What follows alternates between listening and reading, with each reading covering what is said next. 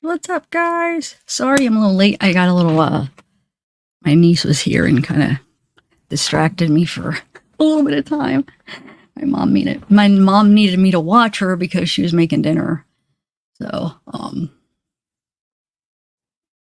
everything's opposite on here. I can't figure out how to straighten this.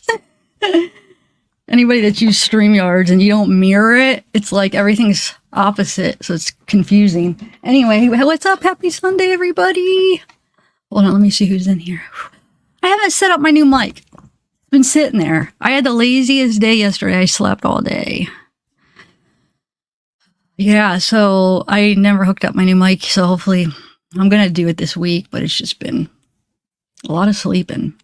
Depression and sleep. Go hand in hand. Wait, what's going on? What will I update you on, Patty? You said update? Is there something else is there something new, are you saying, or no? So we're going to go through the Patrick Westfall interviews. I edited a video where I kind of like put my own visuals in there and just kind of edited out, like, I feel like the important parts for this case that I wanted to talk about. He does say some interesting things. Like, I want to see what you guys think, because remember I was telling you after I watched him, I kind of felt like I believed him. So I just want to see what you guys think. Now, going through this editing in it, I still almost feel the same way. Like, I feel like there's a few things that are like, but for the, well, I don't know. I don't know, guys. But let's watch it and I'll see what you guys think. So Patrick Westfall is the guy he was one of the Odinists. He was like the ringleader type guy. He's the one that was in all the pictures of with the guy that started the, what were they called? They're called a American something now. Now I can't even think. We talked about it before. American, oh my Lord, I'm drawing a blank. Hold on a second. Let me get you some pictures here. And just real quick, if you guys, who's not familiar with who he is that what's going on? Some people don't know who he is. I was going into this thinking everybody was going to kind of know who he was, but it's not a big deal. If not, we could kind of go through some of this stuff. Let me bring up something. Just a real quick, I'll show you a couple pictures. I'm trying to think I have so many files. I'm trying to think which one I talked about. I labeled them like 1, 2, 3, 4, 5, 6, 7, 8, like all in order. In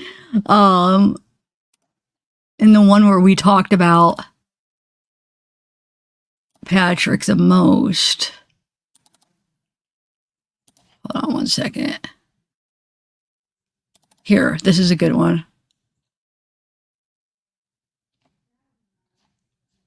Yeah, hold on one second. That's number 3. Let's go to number 2. I mean, if you watch one of my the first lives talking about it, the Odinist live, I talk about, we get into Patrick and stuff. But he's the one that's connected. Like, he was the one that was, well, you'll learn a little bit from him when we watch this, these interviews, actually. So it's from Sleuth Intuition is the interviews that we're going to be watching. He's got a channel. Patrick Westfall is the one that was friends with Brad Holder. He was in the army with Brad Holder. He's the one that got Brad Holder into the Ossetru. He's the one that supposedly they said that Johnny Messer was recruiting for him for the Vinlanders. American Guard. That's what I was trying to think of. American Guard. So it was something's national skinheads. I don't know. There was like a bunch of different changes in the skinheads, and then it became American Guard. The guy that started it, what's his name? Now I forget his name. It's this guy right here. I forget. It's been like a month, I think, since that we were going through the names, but he's like pretty high up in like in these groups. Hold on. So Brad is actually in pictures with him. So he's this guy. Well, during the interview, I put up visuals and stuff of pictures, but him and Brad, he's this tall guy. He's the one where he said, which this part I think is crap. Oops. This part I think is crap. He said, oh wait, did I? Yeah, I had that up. I don't remember if I had it. Did I have these other ones up? This guy, I don't know if I had it up. He,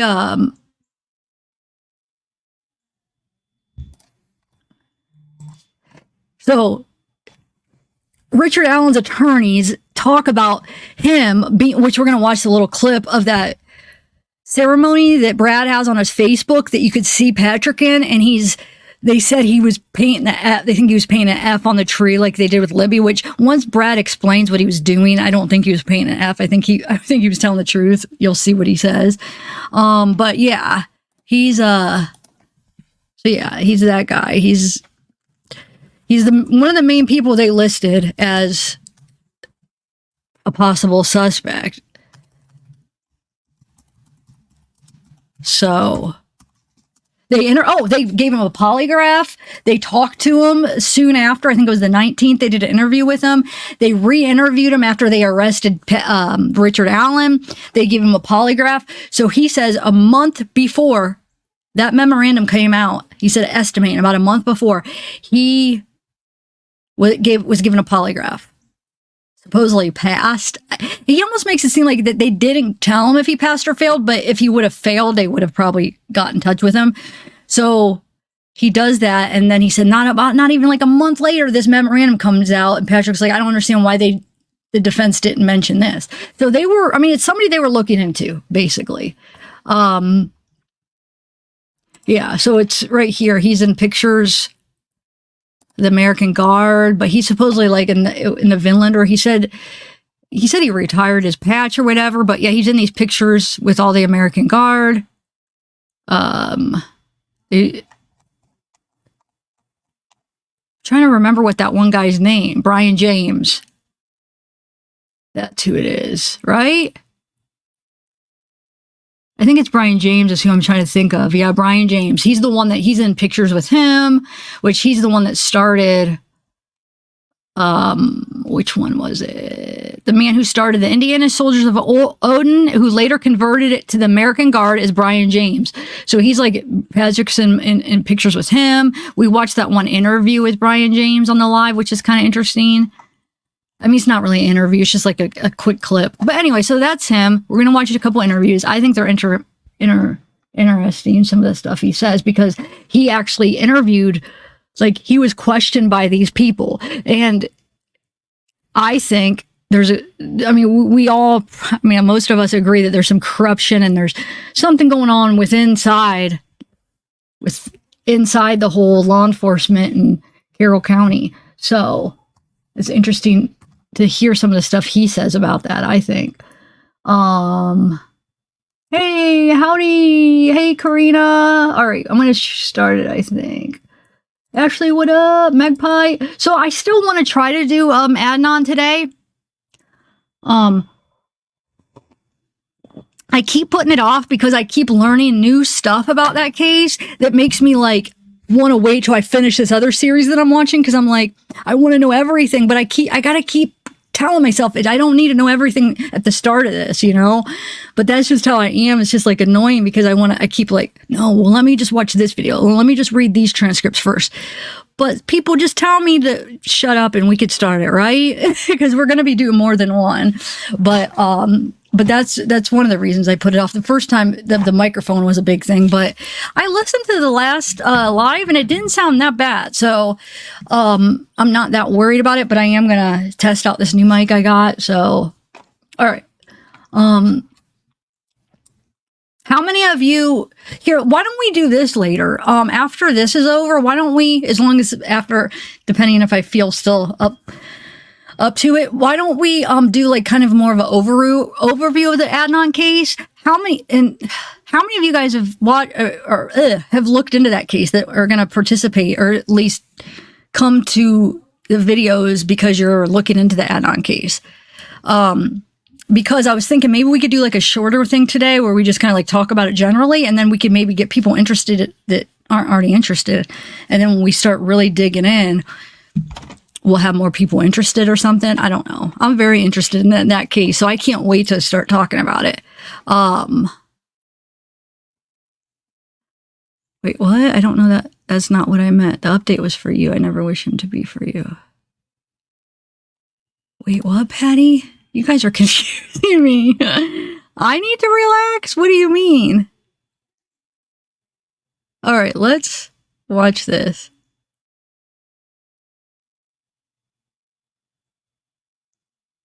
Wait, do I need to read?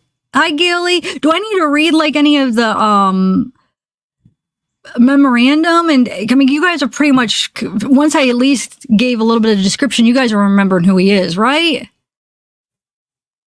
Hopefully. All right.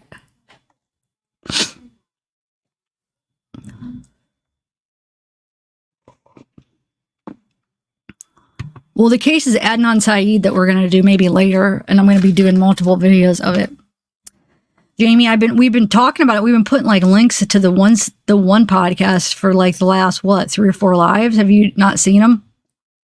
I'm trying to get people to watch it so we could chat about it. All right. So like I said, the first one is a phone call that he does with Sleuth Intuition.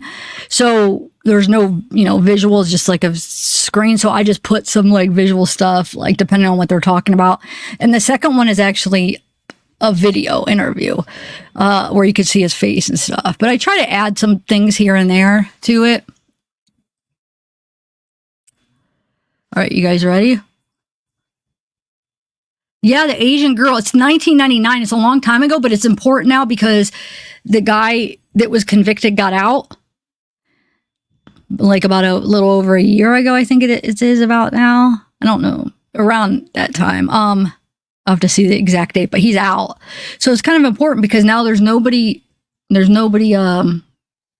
convicted, or nobody is in jail for her murder. Yeah, he did like 20 years, so. All right, I'm going to start the interview.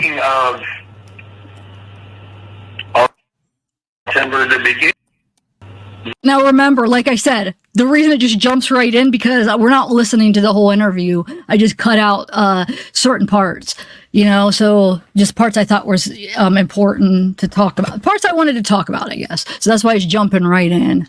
All right. But the beginning of all this shit went in September. The beginning of August, I was contacted. Asked if I would be more than happy to come in and talk with some state police and all the investigators. And, I was talking all about it. Sure, man. Went in and talked to them for a couple, 3 hours. And then I turned around and went in the next week.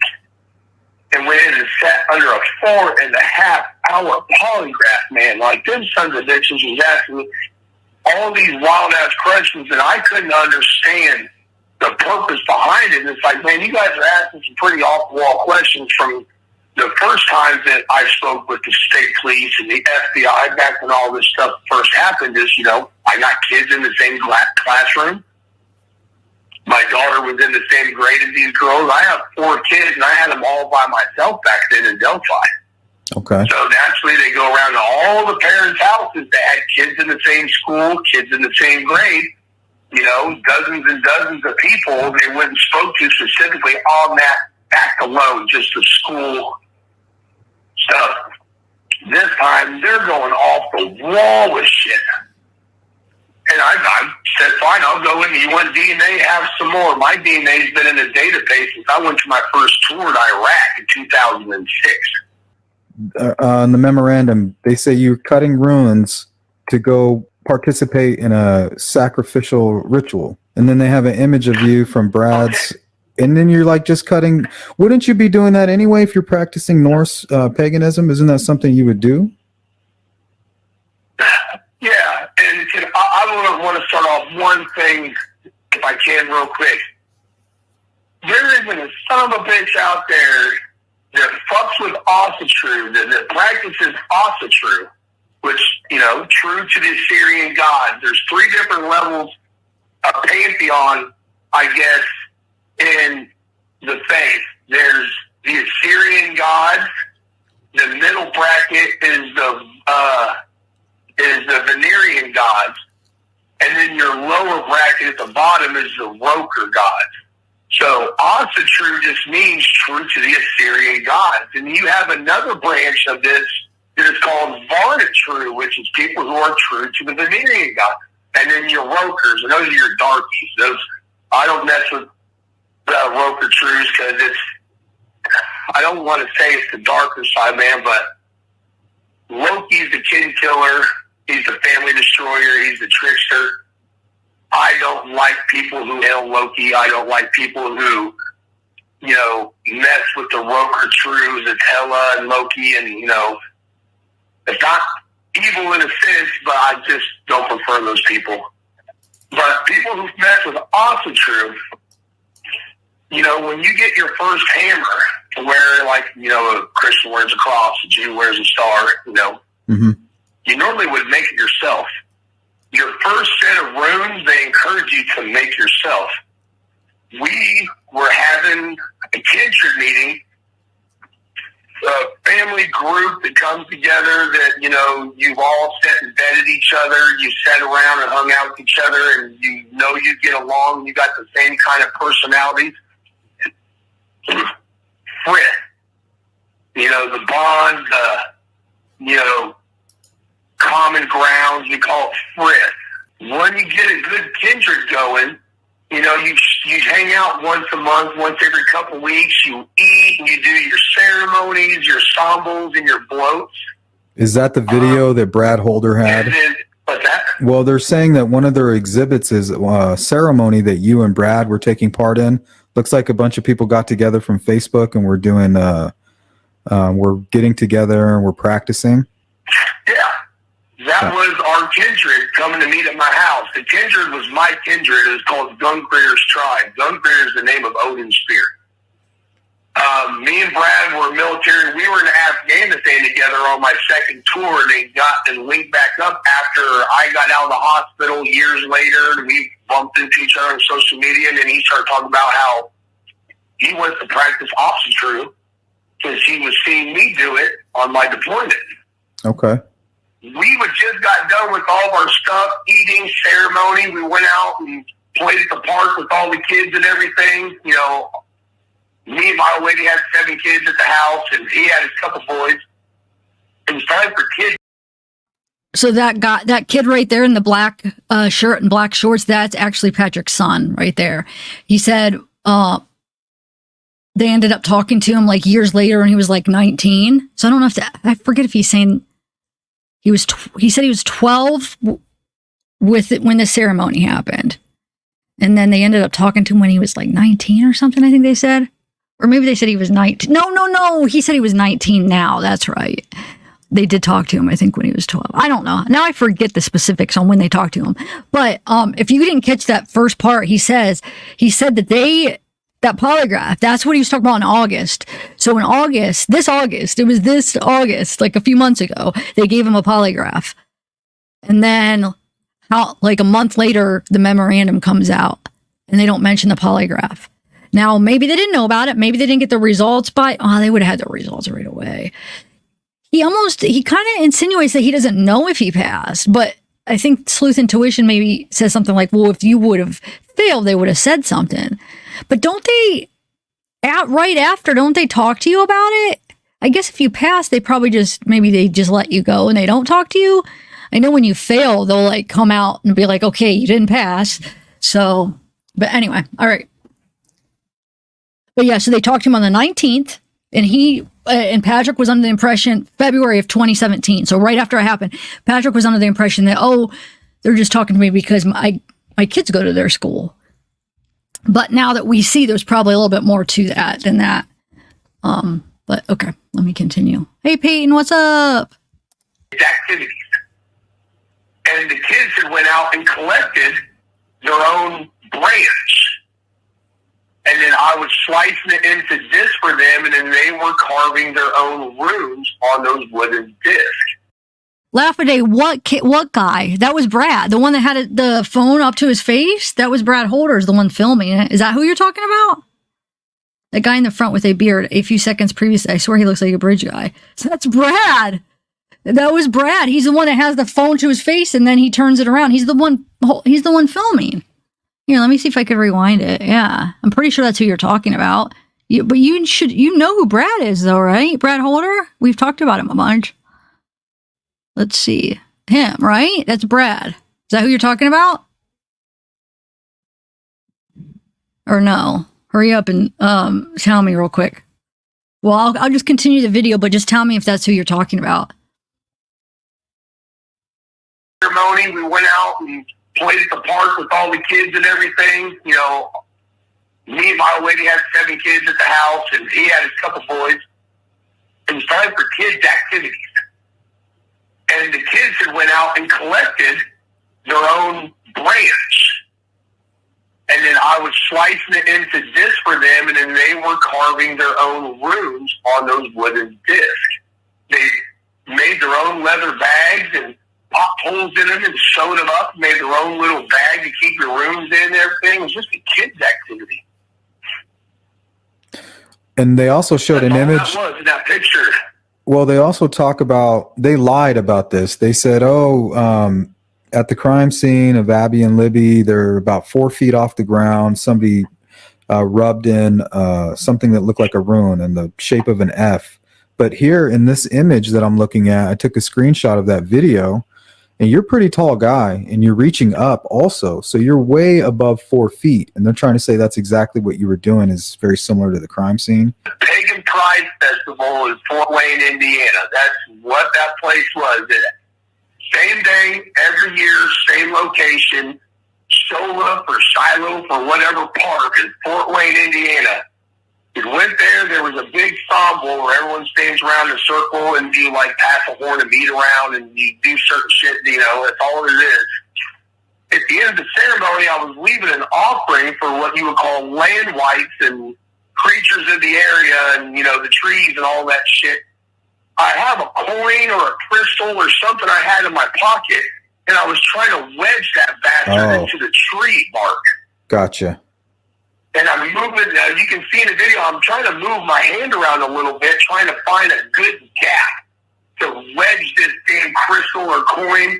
As a matter of fact, I was planning on, possibly on my next couple of days off, going to this park and seeing if I can't walk up and see if that damn thing is still up there. I was trying to get it up super high so just some everyday Joe passerby wasn't going to come by and be like, oh shit, I see something stuck in the tree at eye level. I'm going to go ahead and take that and stick it in my pocket.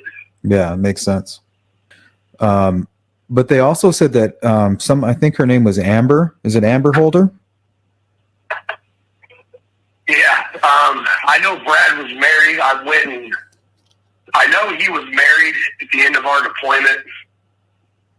I'm not sure Amber is the wife. I'm not. Well, she's mentioned in the. It was the new girl he started dating shortly after I told him to pack up and roll the hell out. Yeah, apparently she took a lie detector test, and he told her that you were responsible for the murders. That's what they put in the memorandum. I want to correct that because I went through it again, and I don't see anywhere where. Unless if it was, I missed it and overlooked it, but I tried to go to that part again, because when everybody keeps saying Amber took a lie detector, when people say it, I'm like, man, I don't remember reading that. So I went back to that part, unless if it's in a different part, but that I cannot find where they say she took a lie detector. So can somebody give me a page number on that? Because I'm not sure if she did take a lie detector, which I don't think that means that she's lying. I think she probably is telling the truth, I would say, because why would she even lie about that? You know, it doesn't seem to make much sense. I mean, you could see if maybe she was mad at her ex Brad, then why wouldn't she say Brad did it or something? You know what I'm saying? So she has no relationship to Patrick to even do that, to make up a lie. But I'm just pointing out, I don't think she actually took a lie detector. So I think he's misremembering that. Because even Patrick doesn't remember the lie, because he's like, oh, I don't remember him taking a lie detector, but he takes his word for it that he did, because Sleuth is saying that's Sleuth Intuition. And he's not the only one. There's a bunch of people that's been quoting that. And I don't know if it's because they heard this or whatever, but I think that's false, actually. I don't think he took it a lie detector, to be honest, or she took a lie detector. Now Elvis's sister did, so. But regardless, it's still something. I mean, she said it. It's weird.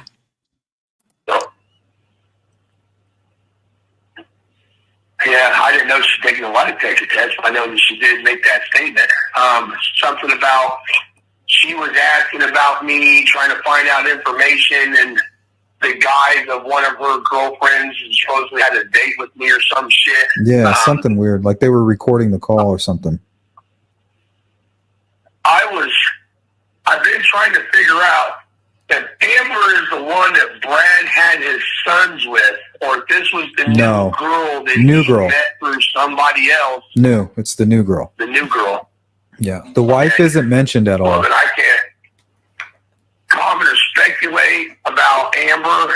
I was under the assumption it was the first woman he was married to then, because I'm not trying to say this the wrong way or, stroke my own ego, but that woman was going around and she was fucking everybody that man knew behind his back. Even people that we were in Afghanistan with, like, just absolutely demasculated that dude. That's awful. He couldn't turn his back without her going and crashing somebody he knew.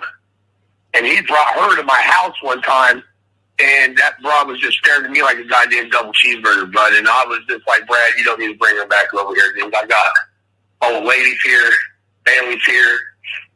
And I was thinking in my head, the reason that she was asking about me and Brad got all shit show sideways was he was trying to keep her from coming to my house and cheat on him with another one of his buddies. So he was giving her the whole, he's got powerful friends. Yeah. Stay away, ooh. Well, she said something about a ritual. Grind your bones to making bread. She said you guys, like, right around the time of the murders, there was a ritual that went wrong, and Brad said, I can't hang around with him. He's a dangerous guy. And it was right after, like, a ritual that had gone wrong. Like, it just doesn't seem even true.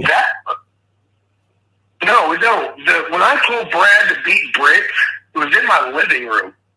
Like, we didn't go deep out into the woods to do our symbols and our bloats. We did this shit in my backyard, right there in Delphi, right by Canal Park. Just a couple blocks away from the courthouse, the downtown, if you want to call it downtown. Delphi is like 2 miles wide by 2 miles, dude. It's a rinky deep little Amish town, basically. We did this shit in my backyard. We weren't going out packing, 7 to 10 kids and a handful of adults out in some deep, remote wilderness scene with creeks and all this shit. Dude, it happened in my backyard. When I told Brad to beat bricks, it was in my living room in front of everybody. That's just the person I am. I'm not going to be all bashful and sidestep somebody and him all around. If there's a problem, I'm fucking bringing it up to the surface. We're going to take care of it right here, right now. If we can get past it, we get past it. If not, everybody go their own ways. And he picked up arson because of me. While he was going through his divorce with apparently the kid's mom that's not Amber, can't remember the broad's name, he was staying with his parents. Okay. His excuse is, we had found out that he was going to church, Christian church, every weekend, and then he was coming to my house and playing True. And I'm not one of those half in, half out guys either. I'm serious about this lifestyle. I love True. It's who I am. It's who I've been for a long time. And I don't like the... No, Teresa, though, let's kind of clear this up. He's talking about Brad's ex. The one, his first wife, the one that he had his kids with. He's just saying, Patrick saying, he was thinking it was the other one because he didn't know the names. So he was thought, oh, it makes more sense. He's like, oh, that makes sense. He was thinking it was his first wife that he had with his sons. And so he was going on to explain why he thought that it would make sense if it was her. Maybe Brad was doing it because maybe Brad told her bad things about Patrick because he wanted her to stay away from Patrick. Because if it was his first wife, he's saying like slept around with all his friends. So maybe he was saying that he was telling his first wife that so she wouldn't want to mess with him. But Patrick's is wrong. It was his second wife, Amber. So that's not even the same girl. So the first wife, I haven't even heard. I don't know if she came out and said anything. So he's just saying it like if it was, but it wasn't. Does that make sense? So the person that talked to the cops and said stuff about Patrick was not the lady he's talking about. That was his first wife. No, you're fine. It's confusing because he goes on to say that like, but no, you're fine. Phony shit. And it's like, Brad, have you been going to church, dude? Oh, yeah, I go to church every Sunday. I was like, well, you're coming over here and you're, in my house with me doing awesome true, bud. You don't do both, man. You need to pick one or the other. You got to either be all in or you're all out. He's like, well, I guess I'm all out then. And that was the end of it. I said, well, grab anything you got in my house and beat bricks, bro. He did it. He left the book back there, and I don't even remember what happened with the damn thing, but he never came back for it. He refused to come and get any of this shit. And I asked him numerous times, come get your shit, man. I got the stuff in my house. I ain't going to sit there and have that on my conscience, or you call me a thief, so come get it. And then be on your merry way. He never would. He never would return a phone call, never talked to me again. But that's our falling out was. It wasn't the ceremony gone bad. He was out fucking playing Christian and Oxentry at the same time. I don't like that. See, that's one of the things I'm not sure if I believe that. Because, well, I guess it depends if we think that they are involved. So it's like I listen to that and it's like, maybe because I'm still trying to contemplate if the defense's scenario is true, then I would think that their falling out has to do with that, right? So, I mean, I don't know. I don't know if if it's so, I don't want to say far-fetched. No, it's not far-fetched, but I don't know. Like, is it possible that the defense's theory? Yeah, I think it is, right? So they have a falling out. Could it be because Brad didn't like that, what happened? And he went along with it, the murder, and it was like, wait, I didn't sign up for this. Like, what the heck did we just do or something? Or do you believe his story right there? That he was going to Christian church. He even said, I don't know if he says it in this part. I can't remember if he just said it there, but he talks about how he found out is his son. Well, Brad's son said, hey, wait, we're going to be late or something because we're at church or something. That's how I found out through the kids. And then when Brad came over, he's like, hey, are you going to church? You going to Christian church? And how he explained it. So, I mean, I guess it could be true. I don't know. It's kind of makes you wonder, though. Is that enough to end like a good friendship? Somebody you served with the army with and you're, over that? I mean, maybe just because he's going to church. But that shows you how diehard Patrick is for this stuff. And then it makes me think if he is so like diehard, so like, oh, you can't mess with anything else, and he's so serious about this, then it makes you wonder, like, how far is he taking this, Who's Elvis? I had to have my girlfriend get on Facebook, and I don't have it, and actually pull up a picture so I can see this dude. So you have no connection with this guy? Nobody that I ever met. Wow. Huh? So you have no connection to this guy, Elvis? Never met the guy. Never heard his name. I was finding out through readings and listening to you and a couple other people. I bumped into videos. This cat was down in Rushville, whatever, around that shit brick Johnny Messer. Johnny Messer and his old lady was two off-the-wall humans Just absolute scummy sons of bitches. Really? Annie, what the hell was that brother's name? Johnny met this old lady, didn't like me and another acquaintance that we had in Indianapolis because we all sat down at a Cracker Barrel one time or something. You know, when the Vinlanders got together, the DSC, and we were doing something, eating it, and we look over and she starts pulling out these pill bottles. And it's like, God damn, this bitch is about to have her pharmaceutical buffet right here at the table, dude. I guess whatever, each to their own, you know, as long as she, you know, doesn't embarrass me, whatever. Each to their own. These goddamn pill bottles had bed bugs in them, roly-polies, cockroaches and shit. And we finally realized, like, what the hell's in those bottles, you know? And she's like, oh, they're bugs. And I laughed about it, and she's like, no, really, look. These are, she had like 3 or 4 different kind of bugs in there. And I'm like, what in the fuck do you have bugs for in your purse? She's like, oh, when we go to hotels, I'll dump bed bugs next to the bed so we get it for free. Or I go to a restaurant, and we'll dump bugs on our plate to get the food for free. And I was like, are you fucking serious? That's crazy. Me and the other buddy, yeah, me and the other guy. That's what I'm saying, Jeannie. That's what I don't understand, because is Patrick saying that he can only be friends with people that practice ossature then? Because you're going to end a friendship.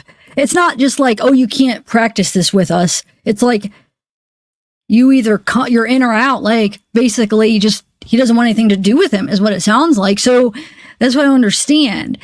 You can't be friends with anybody that doesn't practice it. I mean, that seems pretty hardcore. You know what I'm saying? That seems pretty, like, it makes you think like pretty, I don't want to say racist. I guess it could be racist in a way, because he said that it's only Europeans, only white, like they don't let any other races in there. But, it's like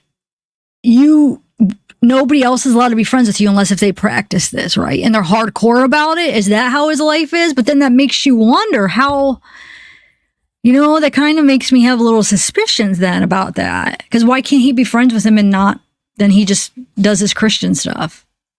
You know, it's weird. I mean, it's not weird, but it's a red flag for me on that. Like, it just brings more suspicion, I think. But like I said, I don't know. I'm not sold on any of this. I don't know. I'm just like, I'm still like in the middle. Like, I have no idea. Richard, maybe Richard, maybe this whole scenario. I mean, it could be anything really at this point, but. With the Vinlanders, we pulled Johnny to the side and took him outside. We're like, what the fuck are you doing, man? You can't be doing that outside with us. That's not how we hold ourselves. That's not how we stand as Vinlanders. That is so just disgustingly dishonest and dirty and just low of a human being that's supposed to have pride and, you know, some bit of truth about themselves. And then shortly later, we told him, don't ever bring her back around. And we told her at the same time, don't come back around. We don't need that shit. That's disgusting, and that's just something lower than low. So she didn't like us at all from being there at the beginning. And then when we found out that they were running around Rushville spinning counterfeit 20s. Oh, so they were con artists. I drove my ass to, huh? They were con artists. Yeah. Do you like my visuals I added, guys? I had to add something because it was just like audio. Plus, I even add stuff to the video one. I add like little things to just, if they're talking about certain things, stuff. Okay, cool, Shifty. Yeah, maybe watch it be something that I've seen and I'm taking it a different way or something. But you have my email. I'm going to check it. Absolutely. And that falls back to that Wokian shit, the trickster, the con artist, the kin killer, the brother killer. I don't like that. And I always picked up those kind of vibes off him. He's just a shady son of a bitch. And you don't know until you hang around with someone long enough to pick up on it. Sometimes you get it right away, bud. Other times it takes time. That's why the probate process and the hang-around process with the club back in the day was so long. We're going to find out everything about you. We're going to run a background check on you. We're going to vet you through a private detective. and we're going to watch you for a minimum of 1.5 to 2 years before, you know, you are what we consider a brother. That's like a prospect. And they felt quick. I got in the car myself. I drove all the way down to Rushville. And on the way, I'm telling her, pack up all of his shit. I want anything that has club-related pictures on it, words on it, every single damn thing that he's gotten while he's been a hang around in a probate. And I said, I'm pulling his patch. I'm coming to get all the shit. And I did. That was the end of Johnny Messer's time around me. But there never was a time there was an Elvis Fields? Yeah, Elvis Fields. That dude never came around. We don't recruit. I know this report says, we go out and prey on handicapped people and these weak-minded, you know, mongrels of society to do our bidding and shit. Ventilators don't recruit, bud. I'm going to make that clean and clear. You come to the ventilators. We don't come to you. But, you know, dude, my patch has been retired for 4 or 5 plus years now. Easy. But when I was in the club, people recruit, bud. You came to us. You show us you want to be part of the club, all that shit, and that was the end of it. There is no going out and recruit. Every person I've ever known in the VSC, -1. We're talking dudes over 6 foot, 200 pounds, smart, educated, fearless, drug-free, pro-American. And yes, that is a requirement for the VSC, drug-free.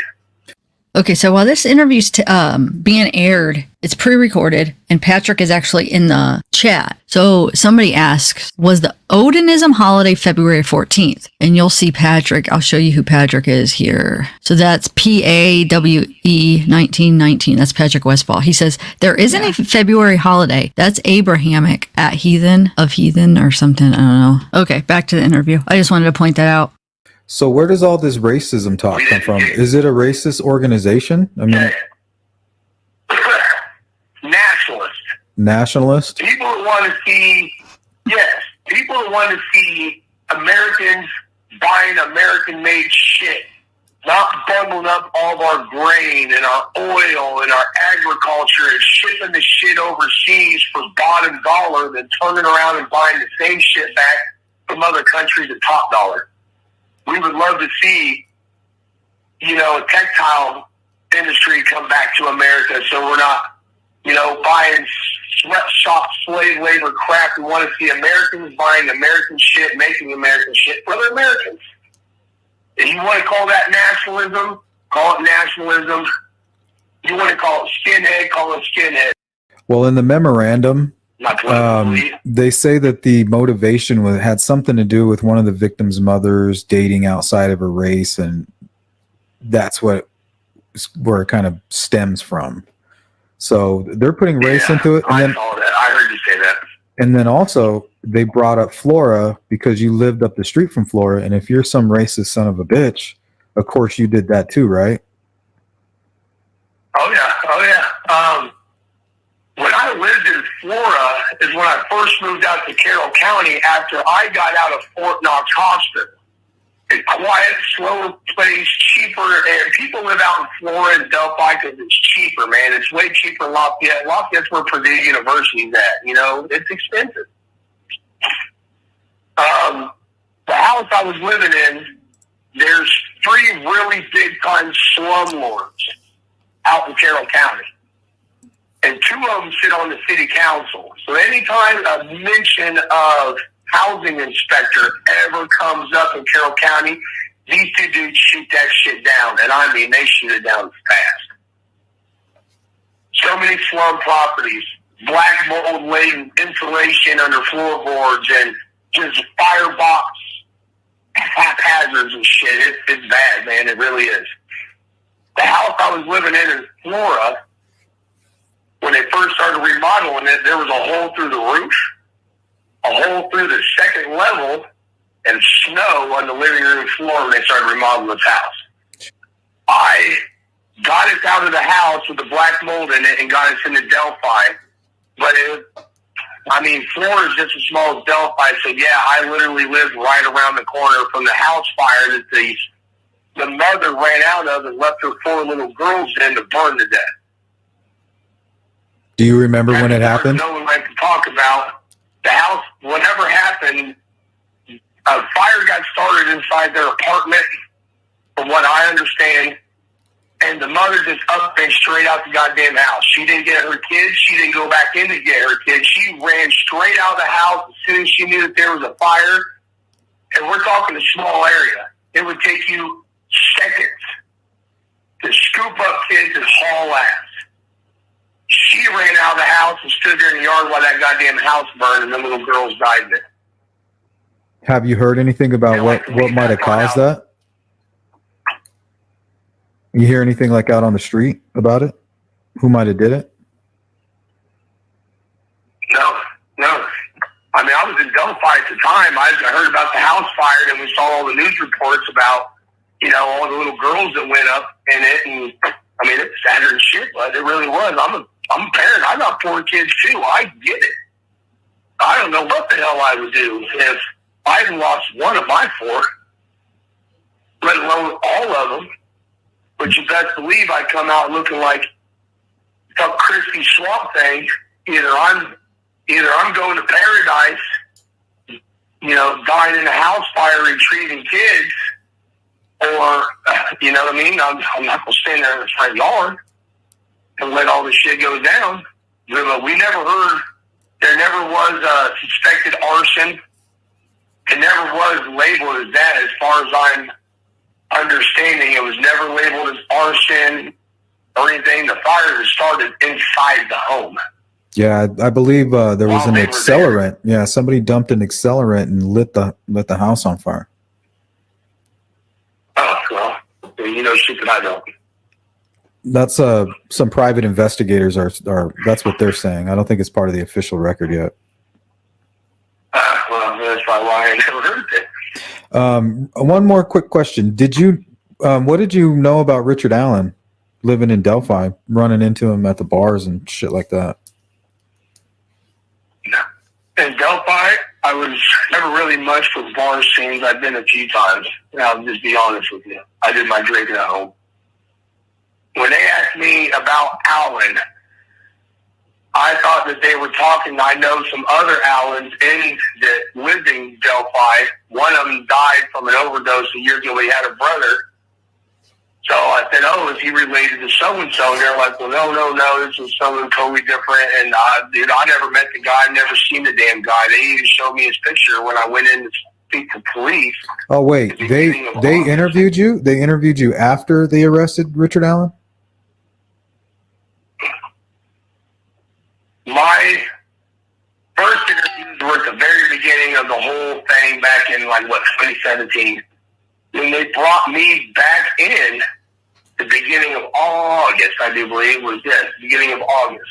And that's when they started asking me all the crazy ass questions about how Austin True can be related to, is Austin True related to Satanism in any way? Is there any satanic rituals? And I'm like, fuck no, dude. I gave them the rundown and told them, shame on you guys. Whoever put that idea in your head, shame on them too. So they got shit to do with it. So were they trying to connect Richard Allen to it in some way? No, they never, after asking me if I knew him or ever had any interaction with him before, they never mentioned him again. Anytime during the interview where it was just mouth to mouth, or even when I sat through the 4.5-hour polygraph, they were asking a bunch of other questions during the polygraph. So you must have passed. Did you stab anyone? Did you organize anything? Did you personally know, assist, give car rides to, organize, consent? I mean, every damn question in the world. I mean, like I said, everywhere from did you personally take a knife and ever stab anybody? Did you organize anything? Do you know who did it? I mean, every single question I could think of, and for 4.5 hours. Well, they didn't mention it in the memorandum, so you must not have failed. Oh, that's why I'm trying to sue the shit. I guarantee you that fucking attorney, he had to have known about it. It was a month before the memorandum came out that I submitted DNA again It's been on file since I went to Iraq. It's been on file since I got a felony back in the day. And then they took more DNA at the mouth-to-mouth interview beginning of August. So they must have DNA. Later, like 4 days later, actually, I can't. Let me just say something real quick. So what I'm thinking is 6 years later, okay, they interview him, and then 6 years later, because this past August, they give him a polygraph. So what I'm thinking is the state got wind of the defense's memorandum and the whole ode night thing, that they were going with that angle. So to cover their butt, they wanted it to be a little bit more thorough. Ooh, well, let's give Patrick let's bring him back in and give him a polygraph, because make it look like we're kind of, looking into this, right? Because why would they do it after they arrest Richard, and then years later, then they're going to bring Patrick in a month before they release the memorandum? Yeah, I think it was to cover their butts. But how do we trust the results from people that are so corrupt? Like, think about that. Like, I don't trust anything they do. So the fact that they didn't do anything, which means that, he probably passed because they didn't question him afterwards. Do you trust that? Couldn't they just fake the results? I don't know. I feel like when you're corrupt, and you're corrupt with a lot, like everybody's corrupt in that, in the town, like, I feel like you might be able to do that. You would be able to do that for sure. Now, I know, I'm not saying that's for sure what happened, but I'm just saying it's a possibility, right? It is a possibility. I feel like we can't really trust anybody in Carroll County or in this case. I'm very leery. And I'm not one, I promise, guys, go back and look at my track record, because I'm not one that goes the conspiracy route.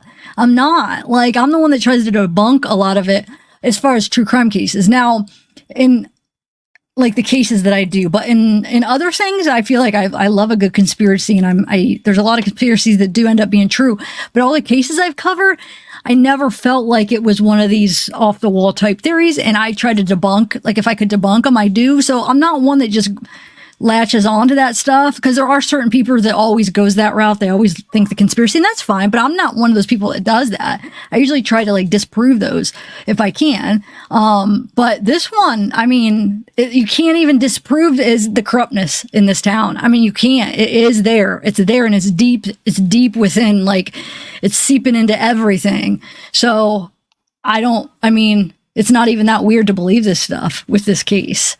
I'm telling you. Hey, Honor Project. Oh, Matt. What's up? Oh, you got a new name, the Honor Project. Is that a new, are you going to be doing any more videos? Oh, your picture, you look good. Nice to see ya. Yeah, that's true, Mandy. Yeah, he'll go on here. Let me continue, because this part's kind of important, I feel like. Back to the polygraph. Yeah, they must have DNA then. Mm-hmm. And we were all told from the beginning there was no DNA in this case. So when he asked me for DNA, I'm like, so you guys did have DNA in this case, or otherwise you wouldn't be asking for fucking mine. I said that also begs the question, the hell you do with Richard Allen in jail? And if you're still looking for other people's DNA, that must mean you had DNA in the case and his didn't match. That's a very good point right there. This was just this past August. They already arrested Richard. The trial's supposed to start in January. If they really have DNA, it means it's not Richard's DNA, right? Unless if they have more than one person's DNA, I guess. But I don't think they have a lot of DNA. So they're taking Patrick's DNA. I don't think they have a match for whatever DNA they have. I don't think they matched it to Richard. I could take that think out of that sentence, and I could say they didn't match it. I'm pretty sure I could say that pretty confidently, that there was no match with Richard Allen. So there's this gnat that's like freaking, can you see that in the camera or no? It's driving me nuts. And then the state cop just kind of sat there and stared at me with those doughy lost eyes and shit. Well, it's already in the database. If you want more of it, get your swamp out, and I spit all over that some bitch, and they put it in a little tube, stuck in their envelope, and disappeared with it. Well, we don't know a whole lot about Richard Allen. What do you know about him? Just living in the same town or whatever? Not a damn thing. Yeah, he seems like a very private person. What's that? He seems like a very private person. I can tell you what, in a town as small as Delphi, most people know a lot of people. Like, I wasn't a big social bug. I can't stand humans, to be honest. I don't like hanging out in crowds. I don't like having, bar scene shit, concert scene shit. I just don't like being around so many different kinds of human beings, just too many personality clashes. I'm not the kind that's super tolerant of belligerent assholes and, that are rude and inconsiderate dicks, and apparently even being 6'5", 250 pounds, roughly. I must have the word bitch written on my forehead in pen marker that I can't see in the spectrum of light because people love to piss with me, dude. But Jeannie, I agree they're not admissible, and I agree there's faults in there where you could test positive and you not be lying, test negative, or test, I can't even talk. Say that you're not lying and you're not. Like it could be wrong. You're right. And that's why they're not admissible. But gosh darn it, they are important in cases, because think about it. That's how they freaking clear people all the time. And that's how they latch on to people all the time. Think about all the cases. If there's a polygraph used and the person fails, they're on them. That's their number one suspect. If there's a polygraph and there's this person that they're like, ooh, we think this guy, and he passes, oh, cleared. So as much as we could say that they're not important, they make them very important in cases. And I'm not saying that, I don't know if they should or not, but think about that. Think about all the cases. They use those. They put a lot of weight into polygraphs. You pass one and they take eyes off you. You fail one and their eyes are on you. So I know they're not admissible, but they freaking are important in cases. That's all I got to say. You'd be shocked how many people are like, hey, bro, you want to go out? And it's like, dude, just fucking sit down, kid. Like, really, man, just leave me alone. Well, I'm not getting into this. I'm not fucking breaking you up into pieces just because you're trying to prove something to a girl. So I don't go out much. But still saying, Delphi's small, man. Yeah. You normally see everyone in town at least once a week going to the little grocery store, to the Dollar General that they have, or the Walmart, or the Save-A-Lot, or something the CVS. like that. You still see people constantly. Never saw the guy once. No. Well, what do you have to say to any attorneys that might be listening to us talk right now? What do you want to say to them, and how you've been affected by what's been going on with the memorandum and what Richard Allen's defense attorney is doing to your life? Real quick, though, that's another thing that sucks, though, Jeremiah. I agree. I would want to say no, but if I was innocent, yeah, because you could fail and be telling the truth, because there's always different medicines. There's different things. There could be like you know what I'm saying? There's just different things where, yeah, it could be wrong. But the thing is I feel like people that don't. They deny if somebody's asked, hey, can you take a polygraph? And they say no. Then that's another reason that they suspect them. Well, why won't you take a polygraph? So it's like, you say no, which is the smart thing to do, because if you fail for some odd, stupid reason that's not, and you're not lying and you didn't do it, then you could possibly get arrested for, not doing what you're being looked at for. But if you deny it, they also, it's not as bad as failing, but they also kind of like, they're going to be, keeping an eye on you, which sucks though, because they are. There could be mistakes. There's medicines. There's just different reasons where you could, have an incorrect result. And wait, Matt, real quick, what do you mean about that? I'm confused what you said. You said soon after he began acting different. Who began acting different, first of all? Oh, wait. Remember that in April 2022, the Correctional Institute recorded Allen's visit with his lawyers. This is exactly when his confession occurred. This illegal action was obviously handed to state. Soon after he began acting different, same with Holman reaching out to the professor in September, the state outed the fact that they were illegally given the video of Allen and his lawyers. Wait, they did? Where did that happen? When did they out the fact, Matt? I'm confused. And yeah, because supposedly he started acting. See, like they wanted to make it look like he started acting, weird because he was trying to play that part to make it look like, which now, knowing what we know now, like I think there could be more to it, but that maybe he was trying to, like after he did it, oh shoot, and then just pretending that he's just like crazy, so therefore that confession wasn't admissible or reliable or whatever. But yeah, there probably is more to that. It probably really isn't like that. But I don't know what you're talking about though. Remember about that last part? What you said, the state outed? I don't know what that. Okay, his confession occurred. So April 2022, Correctional Institute recorded Allen's visit with his lawyers. That's April. So what happened in April 2022? That's when. Oh, so you're saying this illegal action was obviously. Yeah. So it was after the recorded visit. So then he confessed, and then he acted different. So are you saying that they threatened him? You're thinking they threatened him because they maybe blackmailed him with something that they heard on the recording or something? I don't know.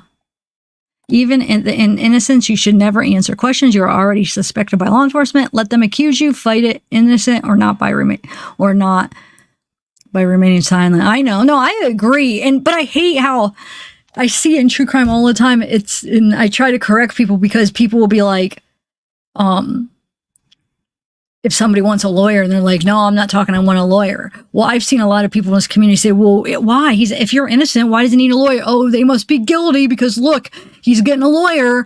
And it's like, no, I try to say that is the smart thing to do. Like people get accused of crimes all the time that they didn't do. Like that's your life you're messing with, especially when it's a murder. That is your whole life that could be gone like this. So no, just because somebody is asking for a lawyer does not mean they're guilty. That is, when you don't ask for a lawyer, when people don't, like when Chris Watts didn't and people didn't, I'm like, they are so stupid. Like get a freaking lawyer. Like, you know what I'm saying? Regardless, innocent or guilty. But you know what I'm saying? Even if I don't think that means that. I mean, I think that means you're smart. Like, because don't think that you're going to be smarter than these shady freaking, the way they do stuff is sometimes shady and they're allowed to lie to you. They can overwork you, tire you. So you're so exhausted that you may say things you don't mean because you're just like, oh, and then the way they ask things over and over and they wear you down and you could say things that it's on record now and that you didn't even mean or didn't mean to say, or somehow they tricked you into saying. So no, I think that is so smart. So please remember that. Somebody don't just automatically think they're guilty because they're asking for a lawyer. If they don't, they're freaking dumb. They are dumb. But my thing is some people think, oh, well, I'm smart at that. No, they're not going to they're not going to be able to trick me. Like, I'll be fine because I'm innocent and I got or if they're even guilty, but like, no, because I'm not going to lie or whatever. And then it happens. Anyway. All right. What is this? In March, his lawyers visited him at Westville. They had a promising lead. The Correctional Institute accidentally recorded it. The state pursuing the Odin lead proves that they knew of video. Oh, that's what I was asking. Matt, that's what I was saying. Are you talking about what I was talking about with the Patrick? Yes. I thought maybe that they just knew because they just knew.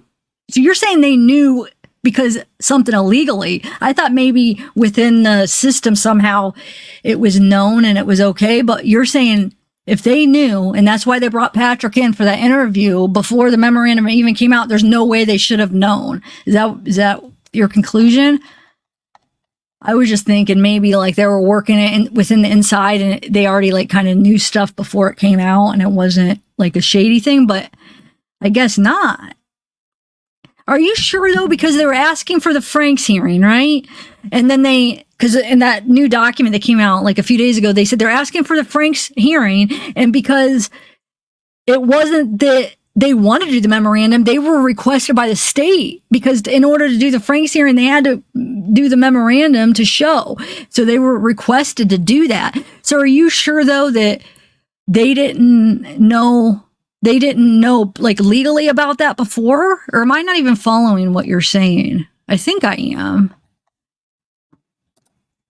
I have to get the dates. So when did the memorandum come out? What's the date? Because he said August. He didn't give an exact date, but August he took the lie detector. When did the memorandum came out? I have to see the date on that. But I feel like they knew something was going on because they requested that memorandum. So are you sure they didn't just legally know? I don't know. Like, hey, no, I guess you're right. They wouldn't know what it was about. They would just know, hey, they're requesting that. They wouldn't know before the memorandum, right? I don't know how that all took place, though. Maybe they had to give like an overview of why they were, and then they requested like a more detailed one. Unless if you're talking about something different. But I'm going to continue this. I'll wait till you comment. To pause it. What do you have to say to that? What are your fears? It's went all the way from home, my home life. I have 4 kids. Only one of them is out of school, but they're back into college. My 3 sons are still in school, and they've already been being harassed and fucked with.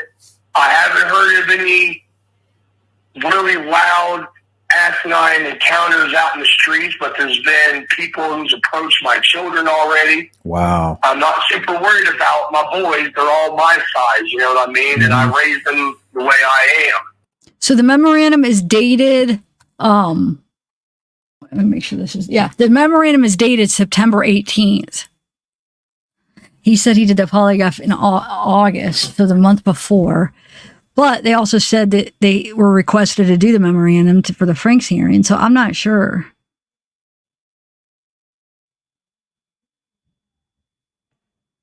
No, that's not, Kayla, no, I haven't yet. I'm watching something else,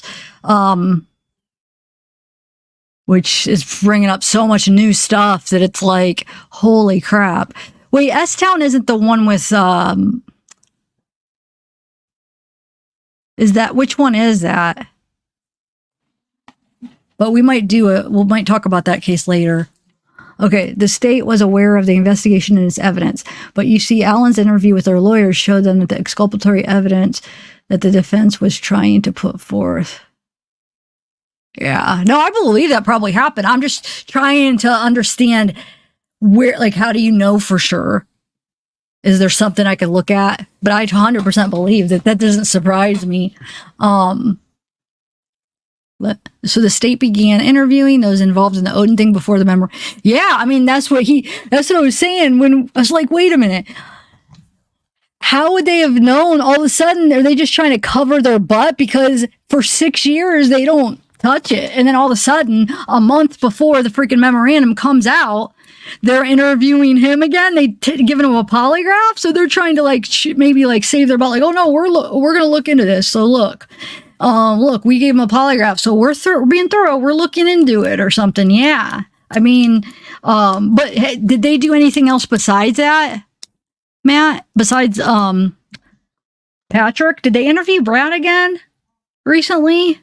Why am I thinking I remember maybe they did? But what I want to know is when they said that they were doing the Franks hearing and then the state requested the memorandum, when did that originate? That's what I kind of want to know. Because if it was only a couple weeks before the memorandum, then 100% they freaking knew. And then how much did they give originally before they requested the memorandum? You know what I'm saying? Like, what did they have to say? Did they have to say about the Odin angle? Or are you guys following my questions or no? Because I was just thinking, like, were they aware because of that or not? But I don't know. Anyway.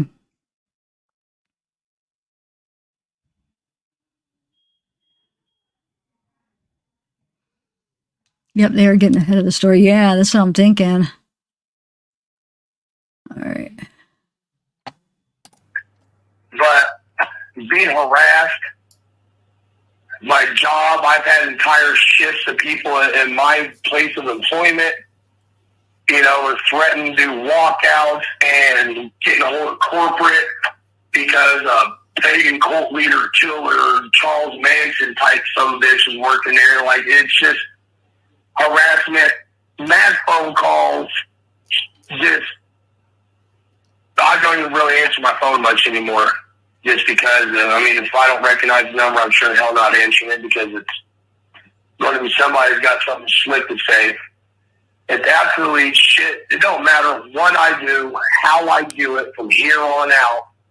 When the lie detector test, finally they have to admit, I just have this, but I had such a big information dump, I didn't have a chance to look at it. Horse shit. That's big. I'm still going to be known as the pagan cult leader killer of Delphi. Yeah, because you're not on trial. You're not on trial. You're not on trial, so what? All they have to do is make you look guilty in the public's eye. That's it. Yeah, and they have. And it will be that way forever. When documentaries come out years down the road, my name's going to be in it. And I'm going to have to keep going through all this shit over and over again, trying to be like, hey, look, this is the situation. This lawyer was just being a scummy human being in this process. I did his job, and I do. No, they're going to write a book or something. No, they're going above and beyond. I'm pretty sure that Richard Allen is getting ready to confess, and they're telling him, no, just let us do our job, because they want to drag this out. They want to write a book. They want to make a movie. They want to do whatever it is, and they don't care if they use people like you to do it. I agree. I ain't going to disagree with that 1%, bud. Well, how can attorneys get a hold of you? Horribly.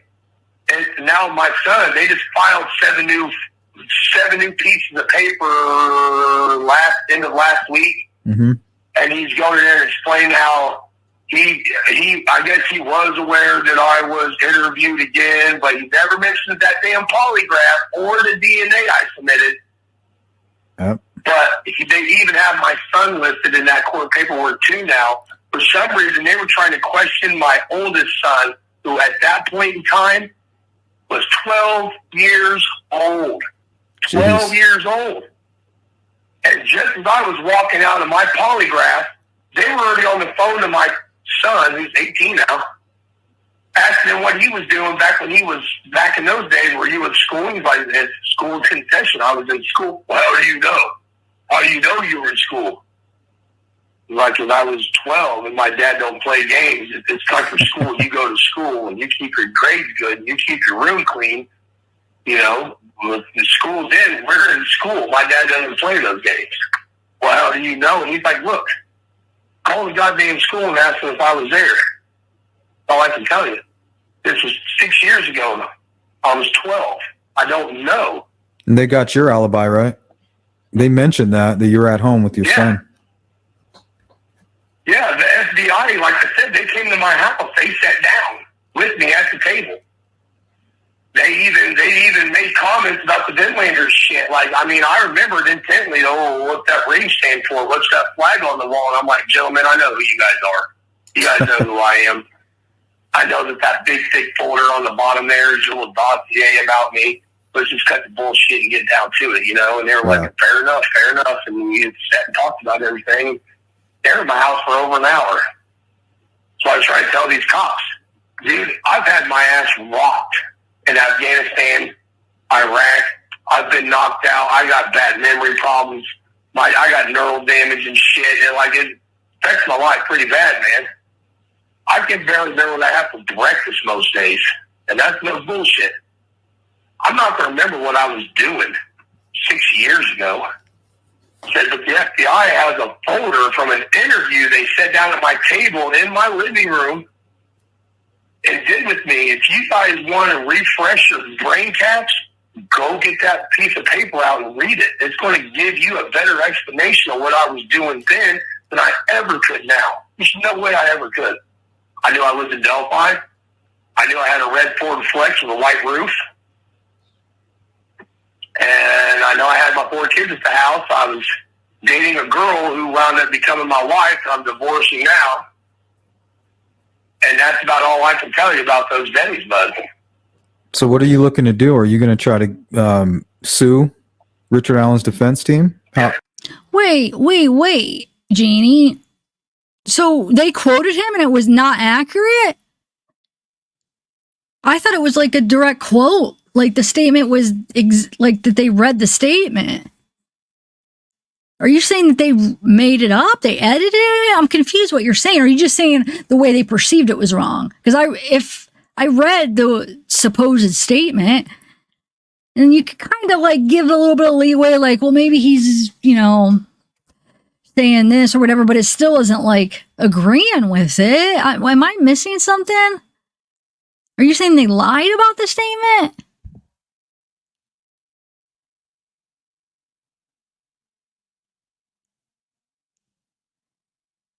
Okay, well, where's the rest of the statement? Matt, can you send me the whole statement, please? I want to read it. I only saw like that really short, like it was only like a couple sentences. I never seen the whole statement then. Do you guys have it?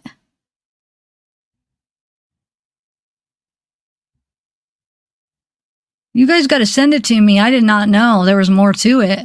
Who got their hands on it? I know. How did you guys get to see it?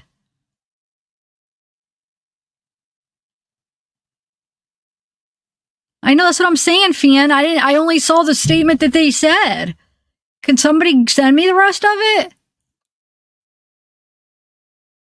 Please, I need to see it. I had no idea there was more to it. I was mad about that. Like we even went over like showing what click his part in the memorandum, and then the statement. It's like he's freaking lying. Is he being freaking like threatened or whatever? Never did anybody ever say, "Oh, there's more to the statement." Can somebody please send it? When did that come out? It's really important. Dang it. Yeah, I need to see that. All right, I'm going to push play, but please, somebody email it to me. What? How could? Absolutely. I'm going after everyone. And I'd really like to see his Odin report. I'd like to know what was in it so I have an idea of just how twisted up this dude was taking everything, because if he's just being a parrot and he's just click-paste parroting shit from the Odin report straight over into the memorandum, there's not a whole lot that I can do. I have found that out so far. But he's just flat out just twisting and twisting everything into a big spiral, do what I can, but until that Odin report is able to be seen, I don't know. And that's what the libel attorney, he pretty much, the one attorney I did talk to, he pretty much sounded like he already made up his mind before he called me back that he wasn't going to be interested in the shit, because everything I said was, "Will but this and but that." It's like, look, dude, you ain't interested in it. Just fucking say it. Get off the phone with me so I can move on to the next law firm. And what have you heard, about what might have happened out there in Delphi? That's the question that ended the interview with the state police. I let them sons of bitches pissed. They asked me the same question. I told them, you guys don't want to know my opinion. They insisted, so I gave it to them both barrels. There is something absolutely down, dark, and dirty in Carroll County, Indiana. Everyone who lives there knows it. Most people ain't got the balls to say it. I have for years, and that's what's always put me in the crosshairs. That Nick McClellan hates my guts. The law enforcement out there hates my guts. I've had to go to the mayor's office, the previous mayor, and the former police chief's office and tell them, you guys got goddamn cops that are constantly sitting across the street from my house watching me. Getting the hell out of here. I don't care if you like to do that. I'm telling you, it was a big ordeal. My opinion, with the dirty sideways shit that's going on in the police department, Nick McClellan is a dirty son of a bitch. He absolutely is a backdoor, scandalous, manipulative human being. He's got people sitting in the county jails on no bond holds while he's in their old lady's DM trying to get with them. And I'm not kidding you. Wow. He has family in the police department. He has families in the courthouse. the McClellan's got a pretty good hold over this town. We've had a cop shortly around the time of this the Abby Libby incident. They pulled over a couple girls in town. And something in the lines of some sexual shit's going to go down if you guys want to get out of this ticket, basically. One of the girls was recording it. That cop was arrested on a Friday and had resigned by Monday, so he couldn't be charged with anything. That qualified immunity horse shit that prosecutors and cops have. Covered this dude's ass. Never made no big mainstream fuss or anything about it. We had a judge before Diener, and now, my opinion, the guy had a good personality. He was a fair judge. He was calm, level-headed, and he kept Nick McClellan at bay with his just excessive lust for fucking going after people in the courtroom. Also, Curtis Fouts. Judge Fouts. Nick McClellan drives around Carroll County, and his front vanity plate is the boss. What? There's a lot of dark, dirty crap. My opinion, this is somebody in the city council, somebody in the police, courthouse, something in that circle, that group. The reason that they ain't found who they're looking for is because they're looking out and not in. This is somebody in their freaking circle, their freaking group. Do you know Dan Doolin? And that's what's believed the reason that cop killed himself in the park. Oh, yeah, I know all about that. The cover-up that's going on. Yes, the reason everyone believes the reason that cop, now this ain't, I don't have hard factual evidence. That cop killed himself over the cover-up and he couldn't deal with it. That's why he killed himself. I got to get out of here, but I just want to know, what do you have to say to people who are out there right now who say, oh, well, he's a guilty son of a bitch. He's a low down, dirty skinhead. He's a killer. What do you have to say to those people who are accusing you with no real proof other than what was said in this memorandum, which is already filled with half truths, if not bold-faced lies? What do you have to say to those people? They're going to be who they're going to be. It's human nature to always want to latch on to the deepest, darkest, ugliest information you can get and hold on to it. It's human nature. I get it, but it doesn't mean that they're right, and it'll never make them right, no matter how angry and bitter they are about it or how much crap that they talk. People are going to talk, and assholes like me went overseas to make sure they got that right. Yeah, and I appreciate everything you did. Thank you for your service. So this is why I thought you were a scary guy. If anything in this is true, it's very disturbing. Okay, so this is the second interview he does with Patrick. Okay, so Matt sent me this whole statement. Hold on, I'm going to send it to myself so I could put it up on the screen.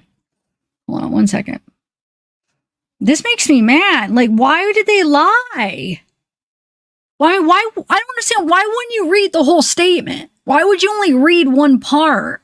That makes no sense to me. Like, what are they trying to do? Like, what? That's making me really freaking mad.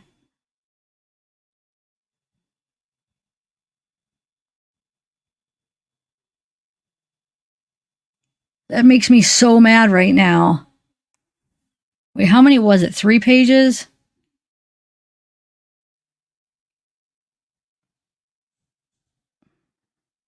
That's bull crap. So it's 3. Okay, hold on. But the thing is, Matt, eventually once the people are finding out they're being biased and they're pushing a narrative, aren't they going to stop? People should stop, wanting to trust what they say then, right? If that's the truth, I'm like, I never would have thought that what? Are you freaking kidding me? Hold on, I'm sending it to myself. That I'm really, what the heck, dude? I mean, why wouldn't you just read the whole statement? I mean, I get it. They are, but I mean, that's just, ugh. All right, hold on. I sent it to my email. We're going to read it. Then we'll watch the rest of this. This is the one where this next interview, he actually is on camera for this. So,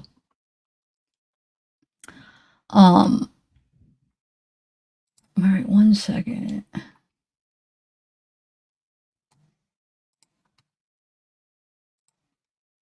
All right, let me bring, it should be there. We'll read it together. Here it is. All right. Can't believe I didn't know that there was more to it this whole time. I feel stupid. All right. Hopefully that's in order. Wait, is that going to be in order? Hold on.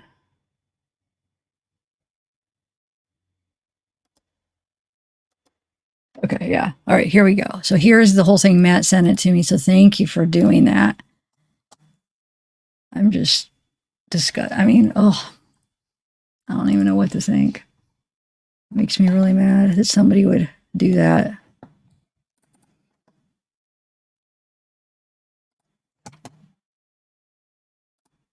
Okay, here we go. And we'll, like I said, we'll do the rest of the interview, but I thought it would be important to read this since we're talking about it. So Ty clicks full comments to murder sheets. So this is the first part. So it says, click. There are two things that I would like to clear up immediately. Though Detective Ferenczi and Detective Murphy were not Rushville cops, Detective Ferenczi was a detective from the Terre Haute Police Department that was assigned to the FBI Joint Terrorism Task Force. Detective Murphy was an Indiana State Police detective that was also assigned to the FBI Joint Terrorism Task Force. So the FBI was associated with the investigation until at least July 2021. Secondly, no one in law enforcement believes Abby and Libby were killed in a ritual sacrifice. That is the defense twisting facts for sensationalism. You can quote me on those two items. Oh, sorry, that's me. Okay, and then it says, the murder sheet asks him, some people have suggested that while you disagree with the defense that this was a ritual murder, that you have, that you disagree with the defense that this was a ritual murder, that you have agreement with them on who is responsible. Is that something you could speak to? He says, yes, that is accurate. Think about what he's saying. Like, he's saying not a ritual murder, which I remember I was bringing that option. Like, what if it wasn't like a ritual, but it's still the same guys? Does it have to be because people don't believe in this whole ritual sacrifice? Does that mean that it can't be these people? No, like both could be true, right? And that's what he's kind of saying.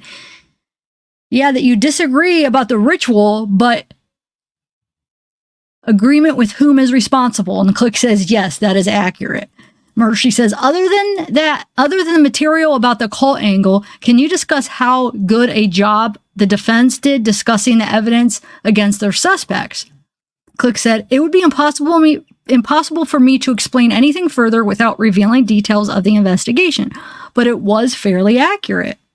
And the murder sheet says, since their discussion of the evidence was fairly accurate, can you explain what aspects you feel were sensationalized? And Click says, like I said before, it would be impossible for me to explain anything further without compromising details of the investigation. The defense team seemingly put Ferenczi, Murphy, and I on a pedestal. We did nothing extraordinary. We just did our jobs and followed every lead that we had. We conducted our investigation the way investigations need to be completed. Granted, we were very dedicated to this investigation because the families of Abby and Libby in the community of Delphi deserve justice. As for the allegations against the correctional officers and Sheriff Liggett, I don't have any knowledge of those details, so I cannot comment. I will also say, for the record, I fully support the defense's motion for cameras in the courtroom for transparency purposes. Dang, though. I mean, so this part right here, though, like these, it was fairly accurate. Yes, that's accurate about who is responsible. So yeah, they definitely, murder sheets definitely only shared this part right here, which would create the narrative of more going with it.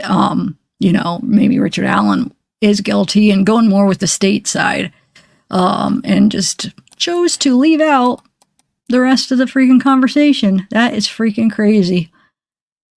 Wow, now I got like a whole new thing to absorb in my head, because this whole time I was thinking that he said only that first thing. Wow. Well, thanks for sharing that, guys. I'm glad I learned that. Dang it. Now, like, listening to the rest of this is going to actually even feel different. All right, so let's finish it up, guys.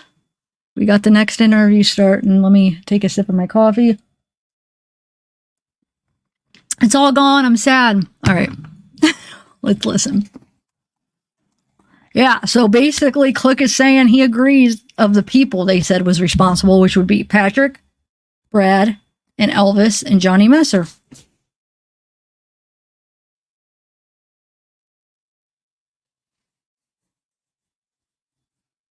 Wait, what? Now I gotta remember what Rod Abrams, what was his, did they say he was involved too?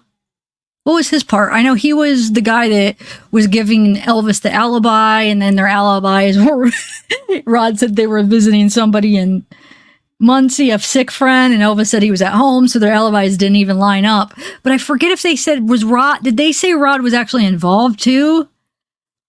Why am I not remembering his part besides the alibi part?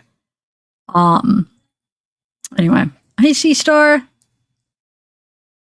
He looks funny. His face inside the pumpkin. Whose face? Oh, Austin! Oh my god, you're a pumpkin now. What app are you playing with? You love your new app, huh? All right, I'm going to finish this interview. Disturbing, right? What she has to say. Have you had a chance to read this? Pretty sure I did. Okay, let's see. So what happened was Richard Allen's defense team, they're getting ready. They were trying to suppress evidence. They wanted to get the search warrant thrown out. And while doing that, these were supporting documents that they... Wait, what? He's friends with Johnny Messer? Are you serious? That's a first. I never heard that either. Wow. They wanted to show the court. But it says here, find attached a copy of said photograph marked Exhibit 38. I think I have that photo. I think it's you and Brad sitting by a fire or something. Yeah. It was in my backyard in Delphi. Yeah, I think I have that. We'll take a look. On the Odin report, that Westfall appears 10 times in pictures that Holder posts on Facebook prior to February 13th, 2017.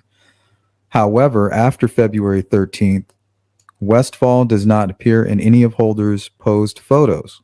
What happened to the friendship of Brad Holder and Patrick Westfall? Amber Holder tells a very disturbing story. Now it says this is on page 9 of the Odin report. It says, as can be viewed on page 9 of the Odin report, Amber told law enforcement the following. Brad spoke of Patrick one time when he was intoxicated and said that he and Patrick got into a fight and they no longer speak to each other. He told her that he and Westfall were in the woods near a river conducting a ritual. One of them said or did something that the other did not agree with, and they no longer talked to each other. She said the river was near Patrick's house. Note, Brad has a Facebook post with him and Patrick together on January 21st. So you kind of explained what was really going on with that, right? Yeah, and our phone call, whenever we did our ensembles, our ceremonies, our get-togethers for the kindred at the house, and it was always at my place. We did it once in a park in Lebanon as a kind of a more central point for other people coming. We tried to share the distance driving, make it fair for everybody, but they were normally at my house, like this picture here, man. It's us sitting in the backyard by a fire. But as far as traveling out to woods and going out in nature, like deep nature near live running water and stuff, we never went out there to do this stuff. We had piles of kids with us, and transportation would have just been insane. Well, we didn't have no 15 packed van or anything to haul people around with. So, we met at certain locations and we just stayed there, and they were always in town at my house, or like I said, that one time at the park in Lebanon, but there's no woods and rivers and stuff like that. But we got into it. It was at my house in my living room. It wasn't out in the woods doing some ceremony by a river.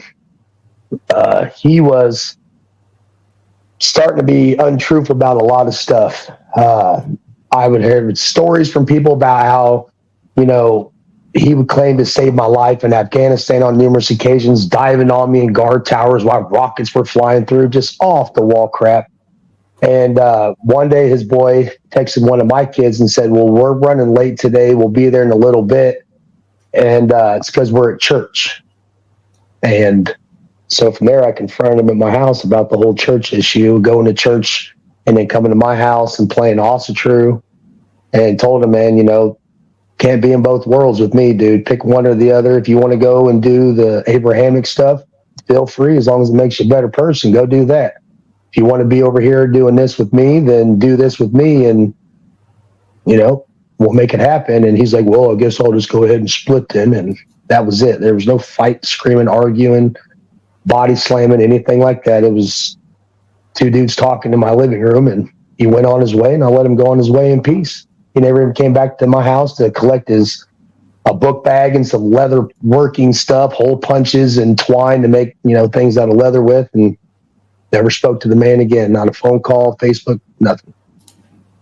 Okay, let me see what else she had to say here.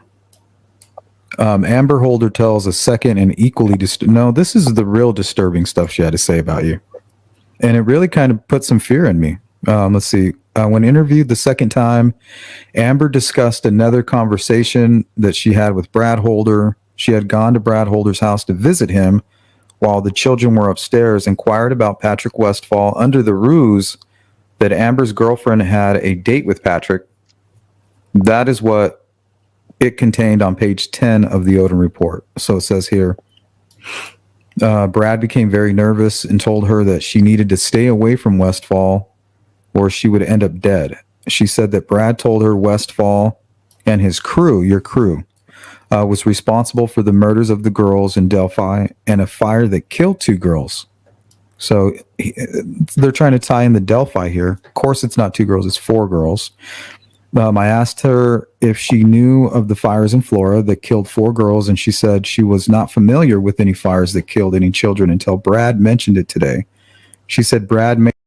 Real quick, so that when I was looking up Florida today, that it reminded me of this, where he said she mentioned something about 2 girls, but 4 girls were killed. So maybe she just misheard Brad. But I was looking up Flora, and I saw this newspaper article. I actually put it in the video earlier. Maybe you guys didn't notice, but it says 2 girls survived the fire. I thought it was just his mom that survived, but was it? It must have been someone else too. Let me show you, and then wonder if that's what Amber was talking about. Hold on, let me bring it up.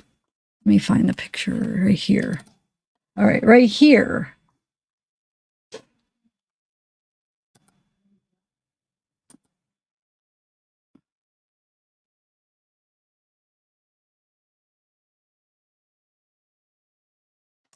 Oh, wait, hold on 1 second, guys. 1 second. That might be...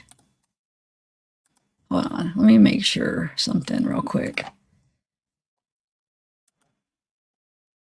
Images. Let me try to find the actual thing where I got it so I could make sure that it's the right thing. I don't know if I'll be able to find it. Where did I put it? Well, does anybody know offhand, was there 2 that survived or just the mom that survived? Because now I can't find the original thing where I got it. Dang it. Yeah, so now I just want to make sure that it's... Yeah, I don't know. So don't take my word for it. I'll try to find it and let you... Hopefully I'll be able to find it. They have been talking about that fire, but had the number of killed wrong. She said Brad told her that Westfall and his crew had friends in several states, and they have no problem killing race traitors, and asked her to clarify race traitor. And she said she believed it meant white people who mix with other races. Amber said that Brad told her that Westfall belonged to a group called the Vinlanders, which was true at the time, right? Yeah, I was probate at the time. Yeah. And what is 22? I haven't seen it. I haven't heard of that. Support club, man. Firm 22, letter V. It's just our support club.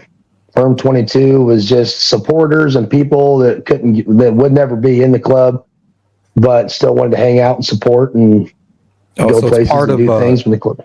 It's part of the Vinlanders. Yeah, it's the support side, women, children, dudes that wouldn't make the cut and get in, they're stay supporters. Okay, let's see here. Brad told her that Westfall had many people backing him up and powerful friends. Said that Brad was very nervous while telling her these things and was whispering, there's somebody listening outside the door. Like he was fearful somebody else would hear him. She said that throughout the conversation, Brad was constantly telling her to stay away from Westfall. He also told her that Patrick had killed a lot of people and it didn't matter if they were innocent or not. Amber truly believes Brad is scared of Westfall. So, I mean, anybody reading that sounds pretty scary, dude. You ain't kidding, man. Like, first time I was reading that, it was like, damn, dude, like, I let this guy go in peace.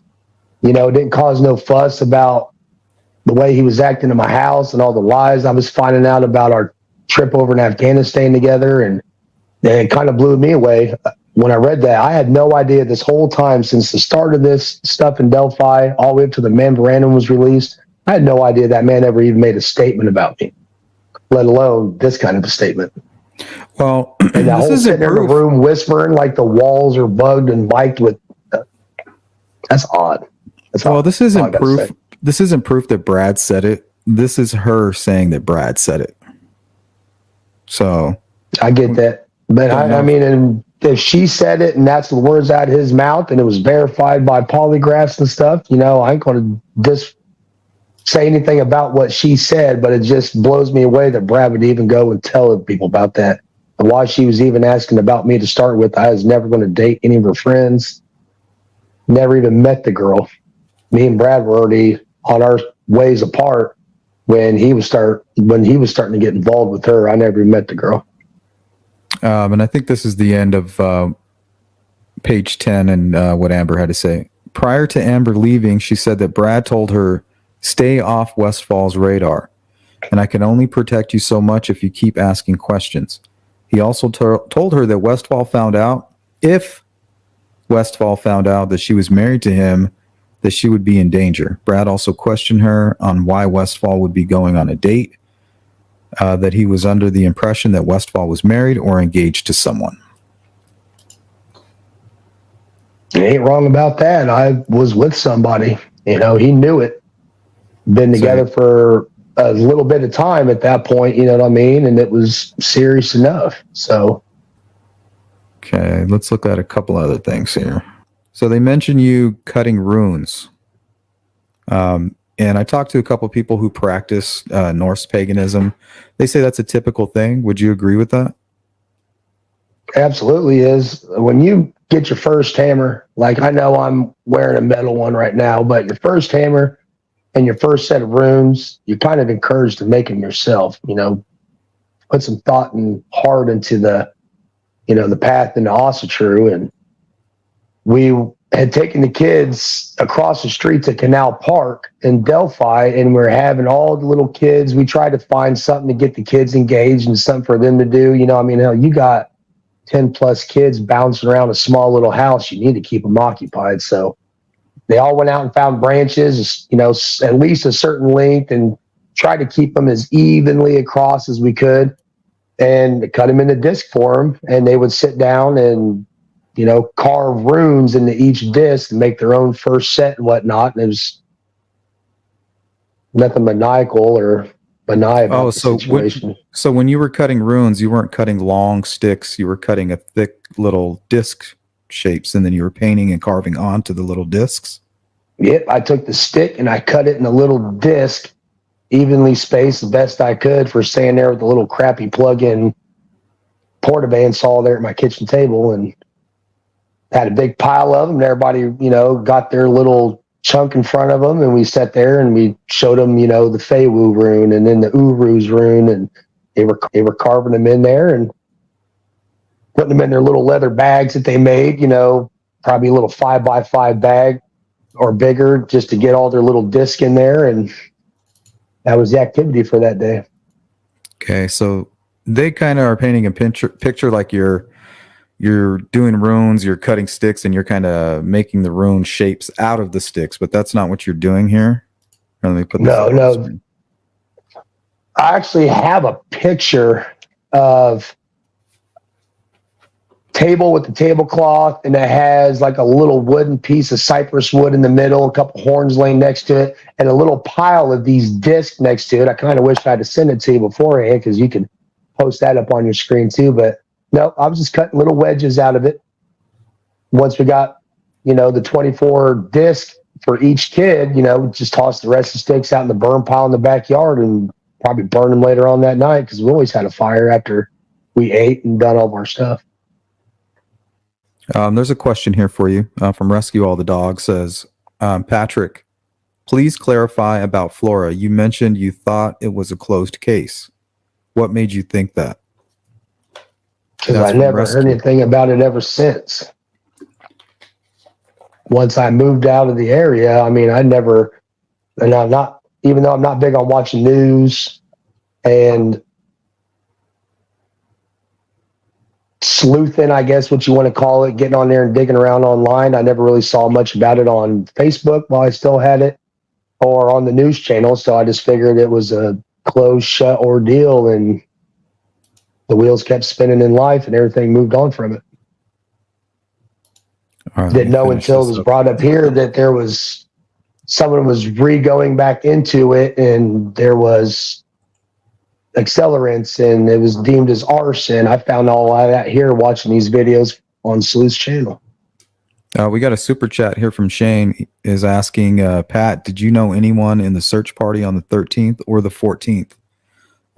Didn't personally know anyone who was out there because we never got a chance to get to the fire station and get out into the woods and look around. I never physically walked up and talked to a single person that was actually part of the search teams. I just know that there was handfuls of people out there doing it.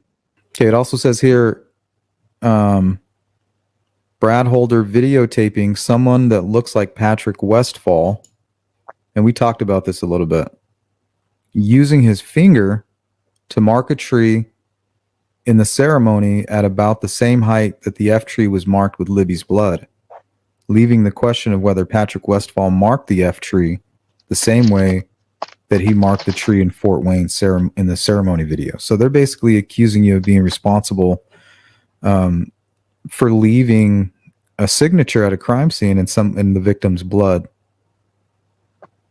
So let's take a look at that. But they say they have evidence to let's take a look at that evidence. All right. They really throw that word evidence around pretty lightly, don't they? Yeah, I think they even called it exhibit such and such. And man, when you see this, I thought you were squirting something on here. I was like, this motherfucker might be guilty. You know what I mean? Like, you got to really have control over your mind. People will manipulate it. See, I watched that video dead on that. That's the first time I've seen that video in a long time. When I first read it in the memorandum, I'm like, what the fuck video is? I remember the event that we were at and where we were at, but I'm like, what the hell am I doing to a tree, man? And then I saw this video on your page and I'm like, ha ha ha. I remember exactly what I'm doing now. And it was funny because somebody in the comments were like, oh, he's trying to shove something inside the tree. And I was like, no. And then I talked to you, were like, yeah, that's exactly what I'm doing. Yeah. A coin or a chunk of crystal or something. They had little booths and vendors set up there where you could get, little heathen things. My son was there.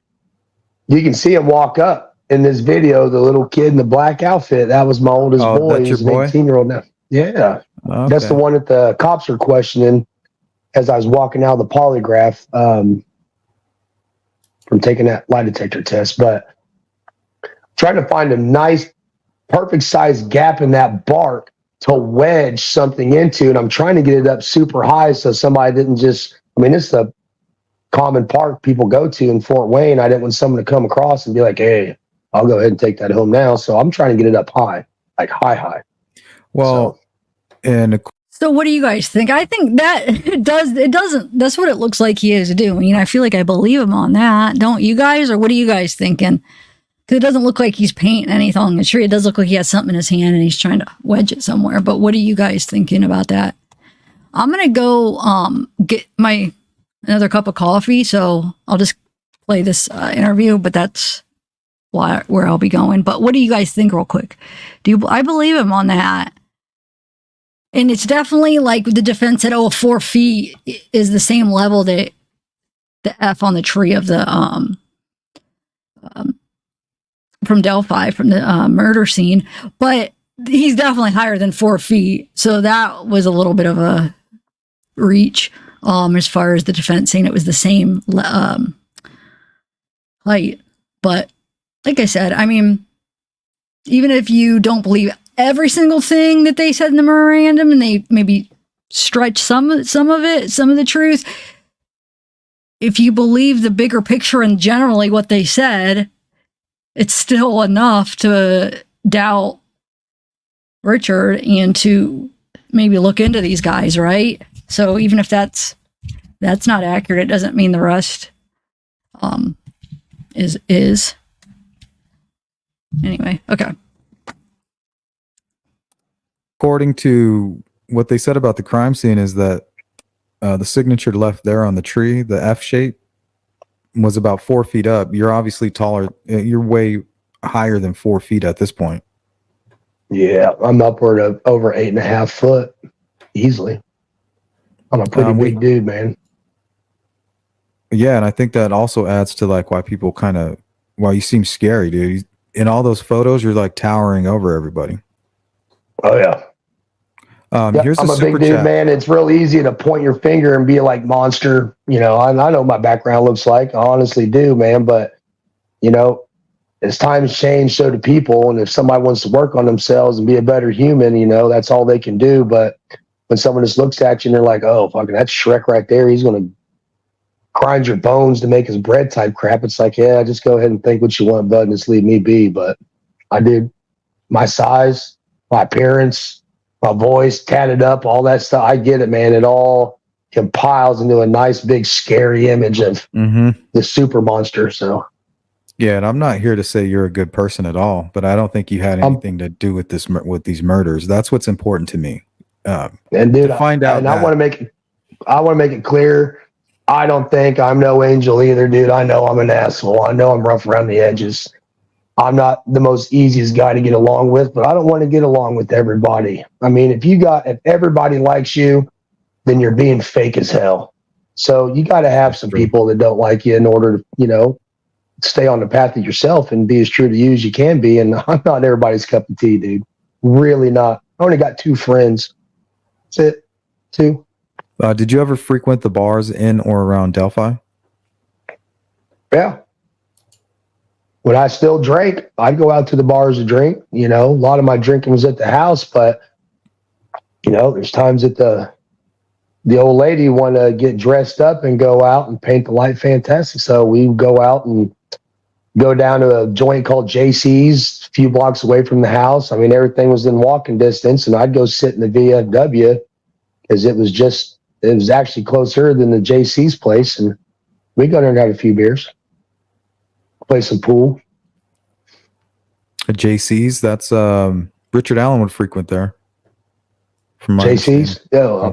There was the office, JC's, the DFW, brick and mortar pub. Only a couple, 3 bars in the whole town. So there's options were limited. The Office, I think, is another one. Yeah. Yeah, there's 3, I think 3, maybe 4 total places to go drink in town. And I mean, the options are limited. If you don't want to get in a car, be driving around. And I had enough fun in my life at that point with fucking DUIs, getting caught behind the wheel, being an asshole, that it was, you know, on foot bar scenes at that point. U.S. Marine Corps Pork Chop says, hey, Pat, please don't make bread out of my bones. But how do you think you've changed from 2017 until now? Smarter, wiser, faster, slower, older, more grays. My thought process has changed a lot when it comes to what's important, what's not important, not day to day. I'm thinking long-term, longer goals, you know, change my credit score, buying a house, focusing more on the time I got left with my kids because of all the time that I've lost in the process from the incident with my oldest son in 2019 and all the years I missed in the meantime with them. And, you know, I got 3 years until my youngest one will be 18 and on their way. So just trying to enjoy the time with them that I can now. And then get myself set up and ready, because as much damage and trauma if I put my body through from going out windows and horrible accidents on my motorcycle, you know I ain't got a whole lot of spring chicken left in my bones. So I'm trying to get myself into easy mode of life and, you know, smell the flowers type shit. Downtime. Yeah. Okay, so Sorry. here they say, who told you to pull the patch? Was it the leader? And that they're talking about Johnny Messer, right? Or am I missing something? Pulling Johnny Messer's patch. It was the person that was probating me. Person that put the probate patch on me is the one that said this needed to be done. And I said, no worries, fam, I got you. And I went and did it. And it sounds like they're trying to connect this Elvis person, Elvis Fields, to you through Johnny Messer. That'd be the only way they could do it. There ain't no one else in this state that had any interaction with that guy besides Johnny Messer. They're both from Rushville. Patch holder that put the probate on me, I can probably guarantee you that cat's never met or heard of this person. And I never did either. He never came to any of our get-togethers in Indianapolis when we would have them. This guy was a nobody to the club. Only Johnny Messer. Brad Holder was only ever a supporter. He's never a Vinlander. He was never a probate. He only was associated with the club because he knew me, and that man would latch on to get real easy. Said Brad started messing with Ossetru because he would see me talking to the gods before we go outside the base in Afghanistan to do a mission or something, and that's what turned him onto it. And like he big time follower, I guess that's the word I want to use. Okay. Yeah, because I think he's a Freemason too, right? So he's kind of like gets into these groups, tries to get into as many groups as he can. Yeah, he changes his image a lot, his appearance a lot, his actions a lot, what he's concerned about at the time. Like that man is just constantly changing, is a chameleon. Absolutely. Did you ever suspect him of having any involvement in the crime? Did you ever think like, oh, well, maybe Brad Holder might, you know? Of all his faults and his timidness and his inability to just be himself anywhere he's at, it never really dawned on me that this dude was some psycho / killer of little kids. I mean, honestly, that thought never came through my head, and it's really still not something that goes through there now. I mean, weird son of a bitch, don't get me wrong. Weird dude, lies a lot, untrustworthy, but as far as being some psycho / killer, that man ain't got enough heart. Here's a question for you. What's the status of him and the Vinlanders? Is he a member of the American Guard? I ain't talked to no guard. Long time. He wasn't then, and as far as I know, he never was going to be. Anything that he, like when, I'm pretty sure he was at that Trump rally with me, but he was only there because he rode with me. It wasn't people he knew. He wasn't into anything political. He was just into what I was into. Trying to be part of the group you had going? Just the things I did in my life to keep myself occupied at the time. You know, he didn't have much else going on. He did live with his parents, was going through a divorce. Wasn't a big social bug. He You know, when he would first go up and meet people, it was awkward. It was almost painful to watch, you know, breaking the ice and the way he would conduct himself and carry himself. And so he lived vicariously through me on a lot of stuff. Do you think that Brad Holder killed or had anything to do with killing Libby and Abby? And he already answered that question.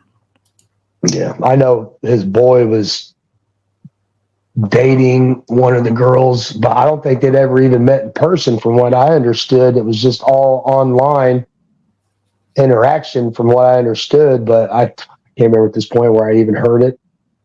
Yeah, that was how my much question. validity it had. I actually have, that's the only question I've written down is here. What did you know about Abby and Logan's relationship?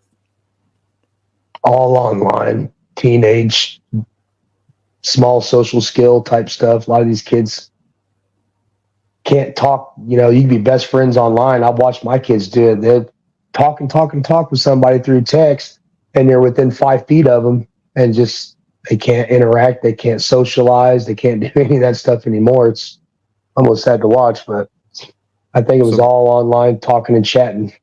Yeah, because Brad Holder would come visit you in Delphi. I wondered if maybe that's when Logan Holder, his son, was meeting up with Abby and Libby or something like that. No, Logan would never venture away from my house and go anywhere. He stayed around with my boys in the backyard, or they would walk across the street to Canal Park, or the other way across the street to the canal itself. So he never ventured off into town and wandered by himself. Do I think someone's framing me for the murder? Yeah, goddamn. Prosecutor and defense team. I doubt somebody went out to the woods with the specific idea, like, man, I'm going to lay these sticks down and get that Pat Westfall son bitch. I really don't think it was anything maniacal like that, but I think it's more the prosecution, defense team, trying to tie strings together to come up with something. The way that report read to me is it sounded like I was getting ready to be the patsy of choice before they went after somebody else, because I'm a target, bud, and I'm not a hard one to hit. You don't have to really aim your arrow. You don't have to aim your arrow super specific that bastard to fall on me. I'm a pretty big target. Can you help give insight as to whether the killer was trying to make it look Odinistic, quote unquote? And if so, whether he thinks the killer was a legit practitioner or just trying to throw off law enforcement? In my opinion, if this person was under the impression that this is something that needed to be done in the name of Austin True.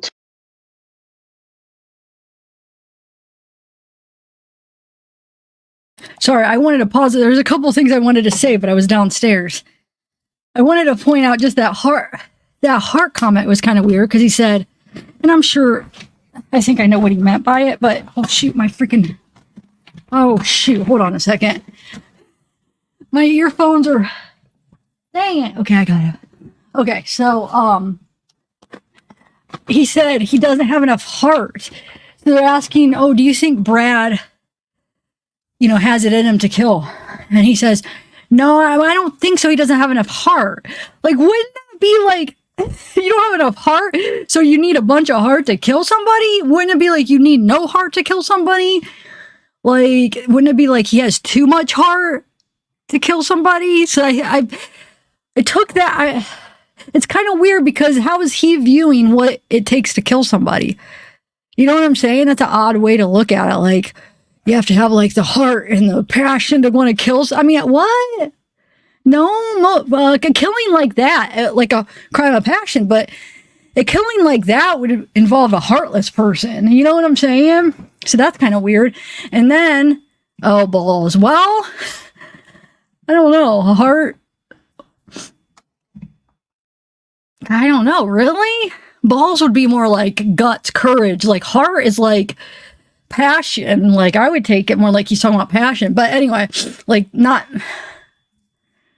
I mean, that kind of something like passion. But maybe that is how he's wording it. Very weird because I wouldn't put those two together. And then what he was talking about, what was the other one? What was he just talking about? I may have to rewind it. There was something else. Hold on. Remind me what he was just talking about after that.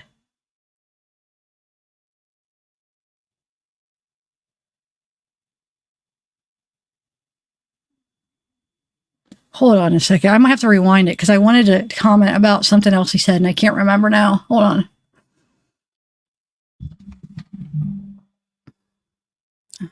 Let's see. I think I've just rewind it like maybe a minute or two. I understood it was just all online. I remember. So with Abby and Logan. So he says he doesn't think when the kids come over, they go to Delphi every weekend. They were going to Delphi. It would have been around the time that Abby was dating Logan. And he says, Sleuth Intuition asks him, hey, do you think that's when maybe Logan was going to meet Abby? Because Delphi, Brad doesn't live in Delphi. They go to Delphi every weekend. That's where Abby lives. So do you think when they would come to visit you every weekend, would that be when they would see each other? And he says, well, no, they would go to the park or whatever. Well, wouldn't that be when maybe he would sneak, or maybe Brad doesn't seem like a really strict parent. So I don't even know if he would need to sneak it. I'm not sure how he was. Maybe he would, to have Abby meet him at that park so they could see each other. Patrick says no, but in the memorandum, it actually brings that up. It brings up that they think that that's when they saw each other. So, which leads me to believe that was Logan sneaking seeing Abby? Like, why? I guess maybe why would Patrick know? Maybe Logan told his dad and then Patrick just didn't know. But yeah, I think that is where he saw her. Now, I don't know. He probably only seen her a couple times. I'm not sure. Somebody said he only seen him once. Maybe that's what it says. Maybe in the memorandum, it does say that he only seen her once. Where did I get the once? Because I heard once somewhere where they said they only met once. And I can't remember. I think it's in the memorandum. But yeah. All right. I might bring in the memorandum up. I'll look at that and we could quote it here. Here, let me just bring it up right now real quick. Because I think it says something about it in the memorandum about something about their being in the park. Hold on. Or him meeting him. I think, hold on. I'll just shut up until I bring it up. No. Okay, yes. All right. All right, so let me just look up. I'll just put Logan. Maybe it'll bring it up.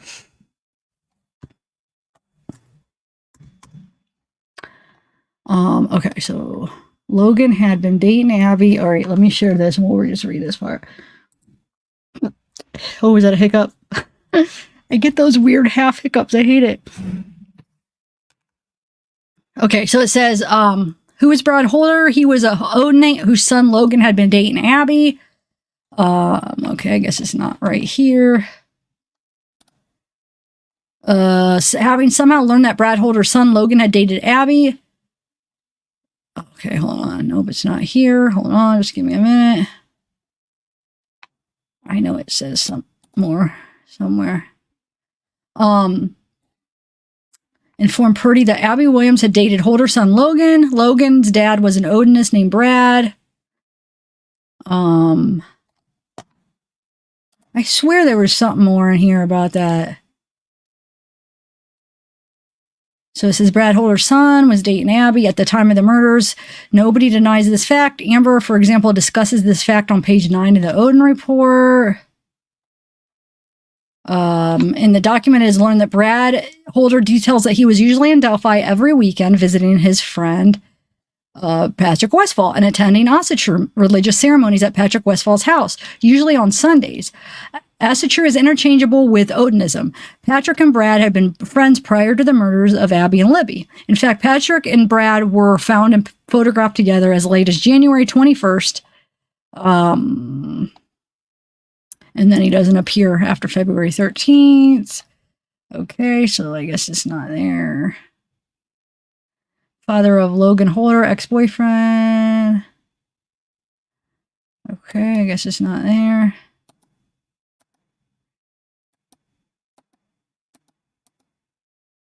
Here we go. Father of Logan, ex-boyfriend of Abby's. Libby's social media shows him a member of Vinlanders.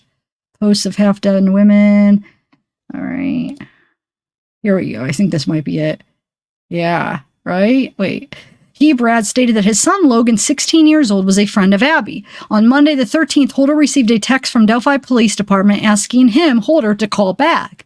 Holder called the officer back and had a short conversation stating that he had never met the girls. So Brad saying he never met the girls, even though his son was dating Abby. The state police asked if they could examine Logan Holder's phone, and while they were collecting the phone, they informed Logan and Brad that the girls were deceased. Holder states that he visited Delphi every weekend to hang out with his friend Patrick Westfall. Westfall lived in Delphi and was a friend of Holder in the Army. Holder and Westfall served in Afghanistan together. When Holder would go to Westfall's house, he would bring his son Logan. Logan and Westfall's son would generally go to Canal Park and play basketball. Holder believed that is when Logan would contact Abby. Holder never actually met Abby himself, and he believed that Logan only actually met her one time as they attended different schools. So yeah, this is where I saw it. So now, who knows though? Logan could be lying to his dad. You know, maybe his dad is kind of strict, or maybe his dad he felt like he had to lie to him. So maybe he was seeing her more. Like maybe they were meeting when they went to Canal Park more than what he told his dad. But his dad believes that Logan only saw her once for some reason. And maybe that's true. We know at least they saw each other once because they have a picture together. So is that picture like the only time they met? Maybe. Holder knew Logan to communicate with her on the internet with his phone. Holder provided Westfall's phone number. He also stated that Westfall suffers from post-traumatic stress disorder and is on disability. Holder continued to state that he and Westfall started a tribe of Asatru, I'm saying that, I think it's Asatru followers. Asatru was described as a warrior religion popular with members of the military. Holder, Westfall, and Westfall's girlfriend, Rachel Miller, host Asatru meetings every Sunday at Westfall's house. Holder stated that there are only 5 to 6 regular members that attend. Holder was asked where he was on Monday. He stated that he was at work driving machinery at Waste Management in Buffalo, Indiana, until he clocked out sometime between 2 and 4 p.m. After work, he went to the gym, workout anytime in Logansport. Okay, so yep, that is where I learned that. So he thinks he only met him once. Could be true. Maybe his son just didn't tell him that he met her more than once. I don't know. But obviously they didn't see each other that much. Maybe they only did meet once. Who knows? Hold on a second. Okay. All right. So let's finish this up. Asatru. Yeah, actually, I kept saying Asatru, but I think it's like more Asatru. Oh my God. Interaction, from what I understood, but I can't remember at this point where I even heard it. Yeah, that was how my much question. validity it had. I actually have, that's the only question I've written down is here. What did you know about Abby and Logan's relationship? All online, teenage, small social skill type stuff. A lot of these kids can't talk. You know, you can be best friends online. I've watched my kids do it. They'll talk with somebody through text, and they're within 5 feet of them, and just, they can't interact. They can't socialize. They can't do any of that stuff anymore. It's almost sad to watch, but I think it was all online, talking and chatting. Yeah, because Brad Holder would come visit you in Delphi. I wondered if maybe that's when Logan Holder, his son, was meeting up with Abby and Libby or something like that.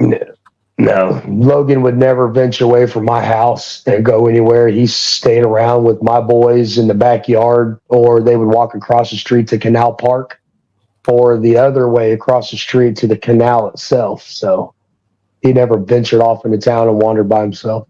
Do I think someone's framing me for the murder? Yeah, goddamn. Prosecutor and defense team. I doubt somebody went out to the woods with the specific idea, like, man, I'm going to lay these sticks down and get that Pat Westfall sumbitch. I really don't think it was anything maniacal like that, but I think it's more the prosecution, defense team, trying to tie strings together to come up with something. The way that report read to me is it sounded like I was getting ready to be the patsy of choice before they went after somebody else, just because I'm a target, bud, and I'm not a hard one to hit. You don't have to really aim your arrow. You don't have to aim your arrow super specific, that bastard to fall on me. I'm a pretty big target. Can you help give insight as to whether the killer was trying to make it look Odinistic, quote unquote, And if so, whether he thinks the killer was a legit practitioner or just trying to throw off law enforcement. In my opinion, if this person was under the impression that this is something that needed to be done in the name of Asatru to the gods or the goddesses, that person would have put a hell of a lot more thought and energy into what was done. There was nothing about, from the little diagrams that you would have about how the girls were laying on the ground, the sticks around them. There wasn't a taste in my mouth that was Asatru in general. Now, if it was some kind of Celtic, Druid, Wiccan, there's nothing about that. It's just like, wow, Asatru. Pagan in a sense, F? maybe. The F-looking shape kind of looks like a rune, a little bit, I guess, kind of. But this is looks kind of more like a handprint, maybe. I'm not sure. But right here, I mean, like the sharp angle, and then it kind of goes straight down. You know, that F could look like one of the either Anzus or Feiwu. Yeah. Because one of those is an F going up, the other is an F going down. Or that could just be the letter F of the English alphabet that doesn't make it a rune just because it looks like an F. That just could be an English F. I mean, or it could be a handprint. And these don't look like runes to you? No. Absolutely not in any way, shape, or form. I don't see runic anything.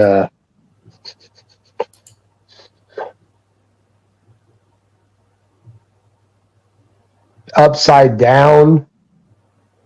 The one you have in the middle, the F thing in the middle, if you turned one of the F runes upside down and it was merged off or inverted, whatever you want to call it, yeah, you see, so it'd still be backwards and upside down, and that'd be the only thing in that configuration, man, that strikes me as runic in any way. Let's see. How does your club view interracial relationships? The Vinlanders, nobody in the Vinlander had any interracial ordeals. Just like a lot of other people in standard society, you know,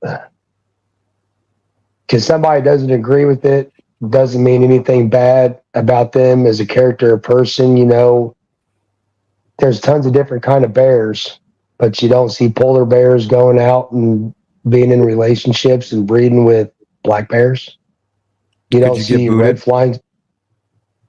You wouldn't be any kind of a probate or patch holder if that was the case. There's plenty of supporters that had mixed kids and other kids like that, but it's not as a patch holder, no. Could you be a black person? No. It was Europeans, man. That was it. There's plenty of all black clubs out there. There's plenty of groups that are all Mexican, Spanish clubs. This was one for the Europeans. This is a strange question about your beard. Your beard, is that style part of the club? No, it's just a beard. A question. I don't think I had facial hair back then. I was clean shaven, and for the most part back then, I'm not even sure if I had even was able to grow anything on my sides yet. Might have had stuff up front, but I didn't have anything on my sides because honestly, my patchy shit, I couldn't grow it in back then, I don't think. They're asking because Richard Allen has a similar beard, and I think Libby's father did too. Oh, okay. Well, it's just it was a lot longer, looked differently not too long ago, but the sides don't grow in very thick and anything, so I ran it all the way up to my jawline. Kept what I could actually grow and show. I'm not a big, thick, woolly Jeremiah Johnson beard guy. Did Brad Holder say he was some sort of a pagan priest? Yeah, Gothi. When we started the Kindred, I was kind of more like the rule enforcer, making sure everybody was, staying within the lines of the rules and the guidelines we set with our Kindred, because you set up boundaries, of expectations and things like that with everybody. Is that this year? And Brad was going to do the Gothy. But a lot of the initiation time, when you actually become a member of, like, you know, those, it's done at nighttime by torchlight. It's just part of the glitz and the glamour and the way the ceremonies would go for any kind of stuff like that. It was nighttime by firelight, torchlight, whatever. And no, Logan never made any comments, anything about the girl. I didn't find out that they were even talking with each other until after I was done with Brad Holder, done having him come around my house. And I do believe the situation with the girls had happened. I didn't even know that those two were even talking until afterwards. Logan didn't talk to me a lot. He didn't talk to anybody a lot. He wasn't Captain Get the Gab. He was just there because his dad brought him. Sometimes he had more of the aura about him that he didn't really want to be there. He's just coming along with DAD to hang out at my house for our get-togethers we had 2 or 3 times a month. But no, he never spoke about anything in that sense. Just typical teenager ramble.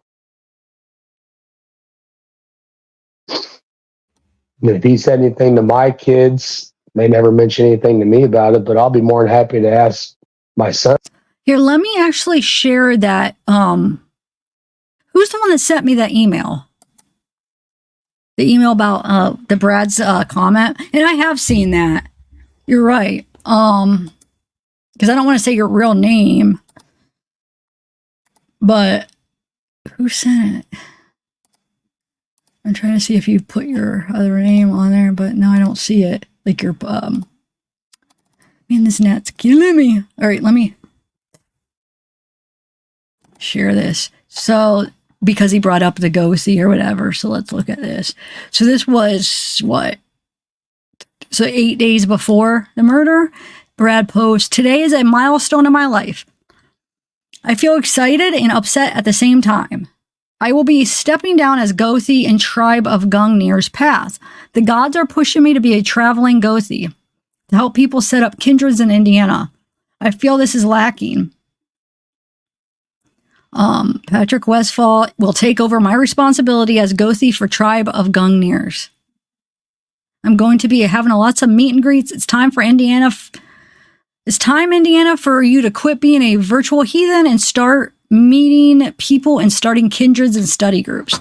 So I have a question though, because Patrick said they don't recruit. Wouldn't that kind of be like a recruiting type thing?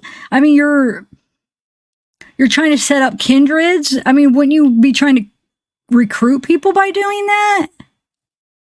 Or is he saying that it's already people that are a part of it and then I don't know. I mean, it sounds like a little bit of maybe recruiting to me. And then you sent me, what is this? Shane Evans is with Cody Patty and Aaron Foster. I don't know. I don't really know much about that, but okay. So let's go back to the interview. It's recruiting and teaching. Yeah, exactly. Wouldn't that be? So what, because you name it something else, it's not? Just like how his thing where he asked him, Sleuth Intuition asked him, "Are you racist?" No, we're not racist, but we only accept white people. You know what I'm saying? And they don't accept anybody that's dating outside their race. So nobody could be a member if you're dating somebody outside your race or if you're another race. But you're saying it's a nationalist, it's not racist? Because nationalist is, if you're a nationalist, you would just be American people. And American people are black, they're white. You know what I'm saying? So I don't get that. Nationalist doesn't mean white. I mean, I get what he's saying. Like, I have nothing against nationalists at all. Like, I feel like, yes, American, good, support our country. But I feel like just because you call it that because it sounds better doesn't mean that that's what that is, because then when you go into the specifics of it, it sounds like highly racist to me. I'm sorry, it does. So that reminds me, okay, you're saying no, but then you're describing it and it sounds like it's pretty racist. And then you're saying, no, we don't recruit, but yet you set up kindreds or something. I mean, just because you call it something else, it sounds like a little bit of recruiting to me. I could be wrong, but. Oh, okay. Well, no, he never said born into it though, Mr. Rosebud. But he never said you had to be born into it. He just says they come to us. We don't go out and look for them. They come to us. He didn't say you had to be born, no. I never heard that. But,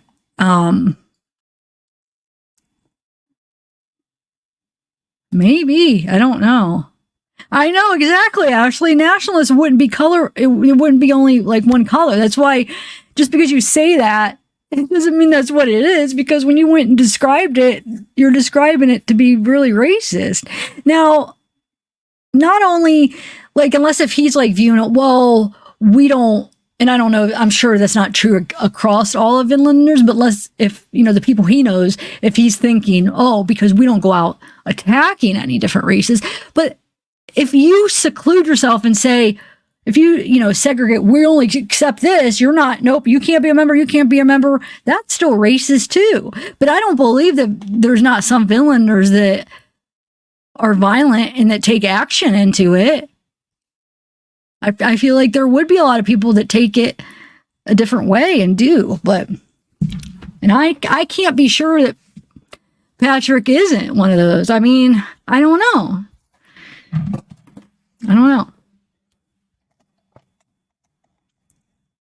All right. Oh, okay, Mr. Rosebud. Yeah, I mean, I don't know. This is, I wonder if he's on social media document. Yeah.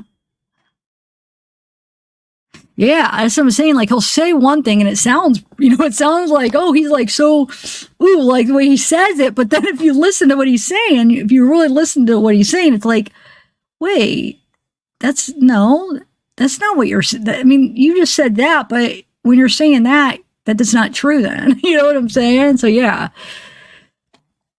All right.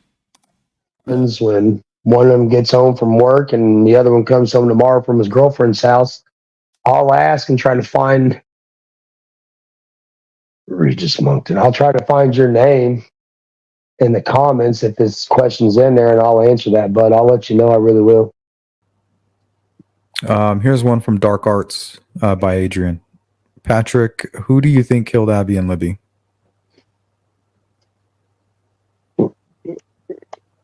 I'll say exactly like I did during the phone interview. I think it's somebody that has to do within this governmental, city, council, law enforcement, group of people. They're all looking outward for somebody. In my personal opinion, I think they should be looking in. I say that's a fact. I've never said that's no guaranteed case, but I think they need to be looking inward just as hard as they're looking outward. And I think that's why they haven't found who they're looking for, or the option exists that I've heard rumors about someone who was dealing drugs, doing dirt, doing crime in town, and some stuff had went bad, and this is retaliation that might have went too far and whatnot. And, just because the picture on the Delphi Bridge is some dude walking there, everyone now has been looking for a middle-aged white guy that fits that description, that body build, that size, everything like that. And no one is looking at the fact that if there was some kind of drug dealing crime going on, they might not even be looking for a European guy. That might not even be who did this. That there was comments about, there was more of the video where the bridge guy's statements were guys down the hill. How do you guys know that wasn't some dude saying, be careful, there's some guys down the hill?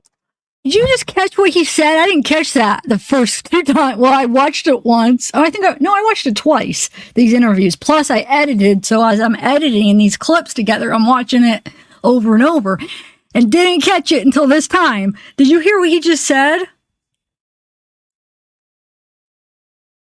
how do we know? Now he's trying to pin it on maybe a black person or somebody that's not white. Yeah. Very slick the way he added that in. Are you freaking kidding me? Look, I'm going to rewind this. Listen. Not, and, you know, just because the picture on the Delphi Bridge is some dude walking there, everyone now has been looking for a middle-aged white guy that fits that description, that body build, that size, everything like that. And no one is looking at the fact that if there was some kind of drug dealing crime going on, they might not even be looking for a European guy. That might not even be who did this. That there was comments about there was more of the video where the Notice he says he make sure he says European instead of white guy. But yeah, interesting. Now he's trying to paint it like it's not a white guy. It could be somebody else, which could be an innocent thing, but coming from somebody that we're already suspecting racism out of comes across as a racist comment. But like I said, I don't want to. I'm not one of those types that's like this highly sensitive, like the way people are these days. Like I hate the way some people are. So I'm not really strong on one side where I think everybody's so sensitive. So I don't take this stuff lightly like that at all. And I still think that he's a racist. You know what I'm saying? And I'm like, seriously, I think it's ridiculous the way that people are a bunch of wimps these days, but so sensitive. But like I said, for me to think somebody's racist, I feel like it has to cross a very high threshold because I don't know. I'm not as sensitive as a lot of people as far as that goes because there's a lot of like, I don't know, ridiculousness going around. Hopefully I didn't offend anybody. But anyway, but no, I think there's something to this. I think he's definitely racist. Well, allegedly, I should say. I don't know. I mean, this is just my opinion. So it really is because I don't know him, so I can't say for a fact. My opinion, he seems like he is racist. But he's trying to like make it seem like he's not. But almost like he's not really trying to make it seem like he's not. He's saying kind of proper things, but yet all you have to do is use your brain and listen to what he's saying and you can see what he's saying. So actually he's not trying to hide it that much, to be honest, in my opinion. Yeah, no, I'm definitely not sensitive when it comes to that. I'm sensitive, like I'm a sensitive person, but that kind of thing where like people like to get offended for other people, I hate that. Or like people that aren't even the people that they're getting offended for, and then the people that really would be those people aren't even offended. It's just like, shut up. Like, you guys, everybody's so sensitive Sally's over here. Exactly. So like I said, I'm not one of those persons that are like calling like jokes or stupid things that are like just joking around or whatever. So yeah, I'm very whatever on that. So, and I still think, yeah, he is. Where he talks about Florida fire. We already listened to the phone interview. Yeah. Rewind it. We listened to that first, actually. And we did. We didn't listen to the whole interviews. I cut up, but most of it I have on here. I cut it in, just like important things I wanted to talk about. But that I did keep in that part. So we listened to that already, actually. All right, let me press play. Bridge guys' statements were guys down the hill. How do you guys know that wasn't some dude saying, be careful, there's some guys down the hill? And there could have been some people down there waiting to pounce that weren't even middle-aged white dudes. And people, that first bit of information that was released, everyone has stayed on that. There's a term for it when you latch on to the first thing that you can see and you know for sure, and you stay on that without looking elsewhere.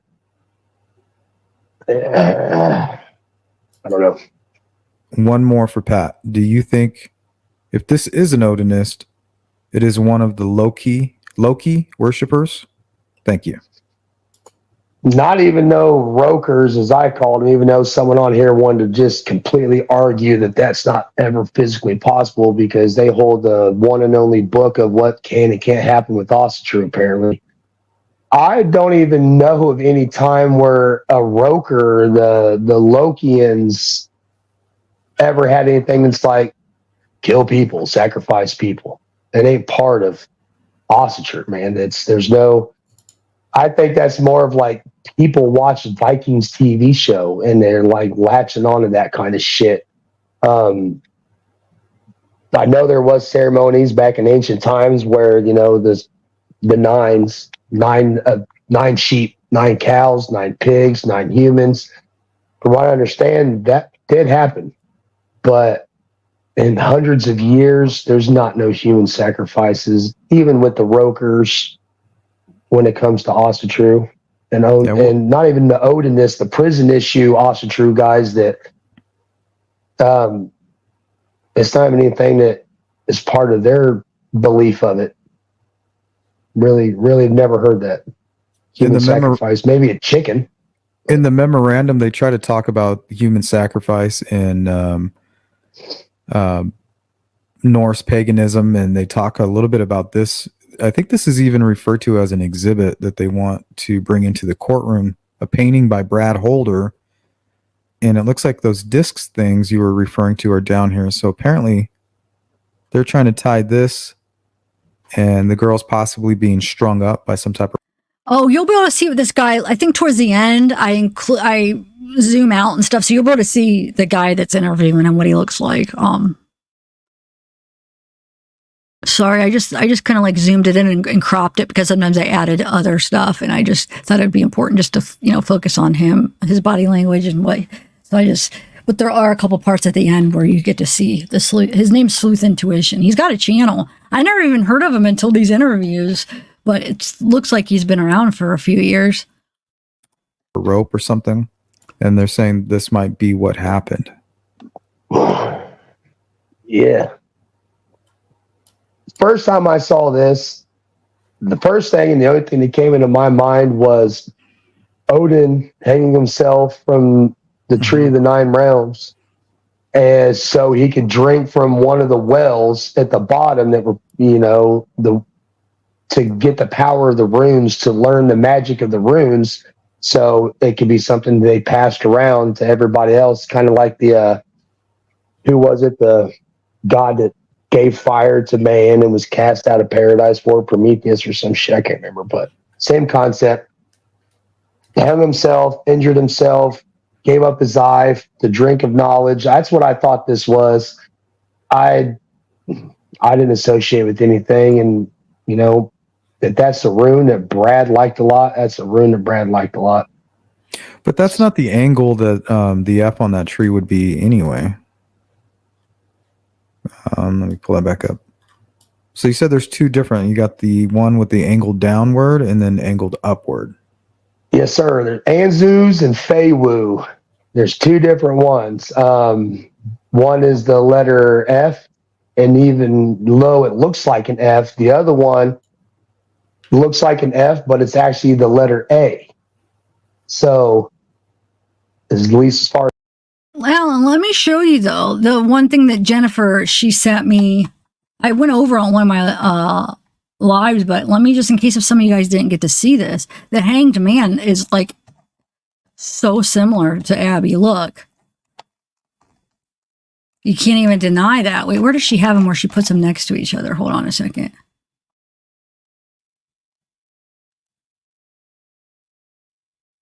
I did. I clued it in earlier in my video, but if you look at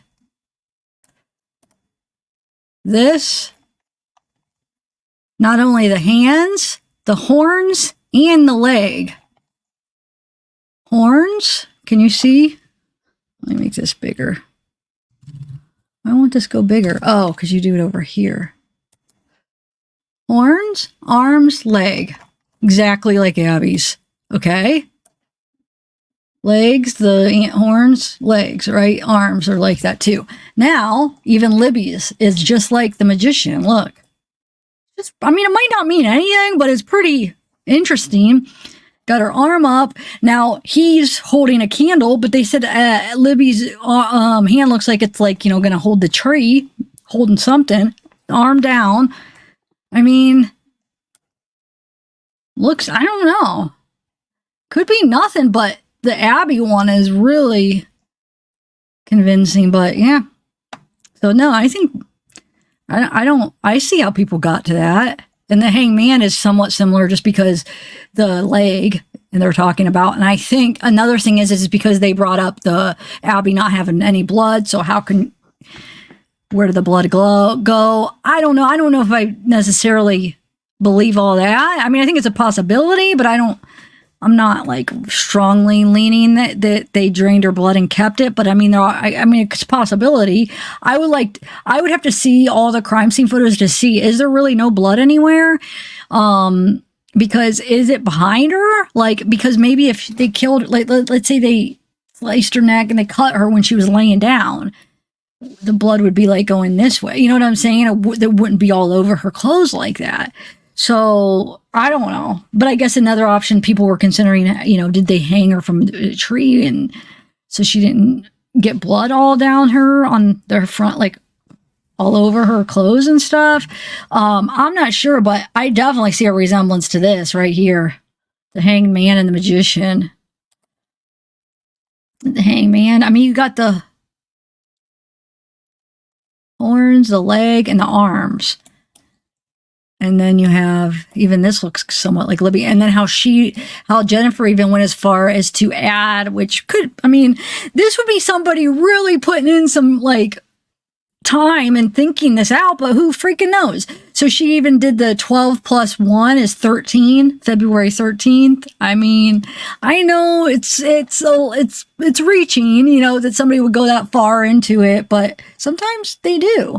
Might not be anything. But you got hangman card values 1, the magician card values 1 or 12, and then hangman's 12, magician's 1, and then the equals 13. But like I said, it might not be anything, but it doesn't mean if you don't believe all this stuff that you still can't believe that it was those people. You know what I'm saying? It doesn't mean that, oh, well, if it can't be a ritual, so then it can't be Brad and Elvis and them. They can't have nothing to do with it because this ritual stuff is just too much. Well, you could still believe that they had something to do with it and it not being a ritual, right? I just think it's too much with this Elvis thing. The Elvis saying that stuff, that's like one of the most convincing parts, is him saying and knowing some of that stuff and his sister passing a polygraph. And I know some people don't believe in polygraphs. That's fine, but 2 sisters actually said what he said. They gave information about the crime scene way back in 2017 and 2018 before anybody knew of the horns. Nobody knew of that. So how would his sisters even know that, to say that, if Elvis didn't tell him that? And how would Elvis know if Elvis wasn't there or saw something? At the very least, maybe Elvis was walking by that night and saw him and then didn't say anything. And you know what I'm saying? But then why wouldn't he say anything? I don't know. But he, at least it seems like he saw the body somehow, because how did he know about the horns? I don't know. It's just too much. And what else? Wait, what else did he say that he knew? So he spit on them, he did the horns, trying to think what else that was in there. So I think that's the big thing that always keeps bringing me back to this theory, is because somebody knew things that wouldn't otherwise have been possible to know at that time. And there's a record of it. So how could you even guess that? So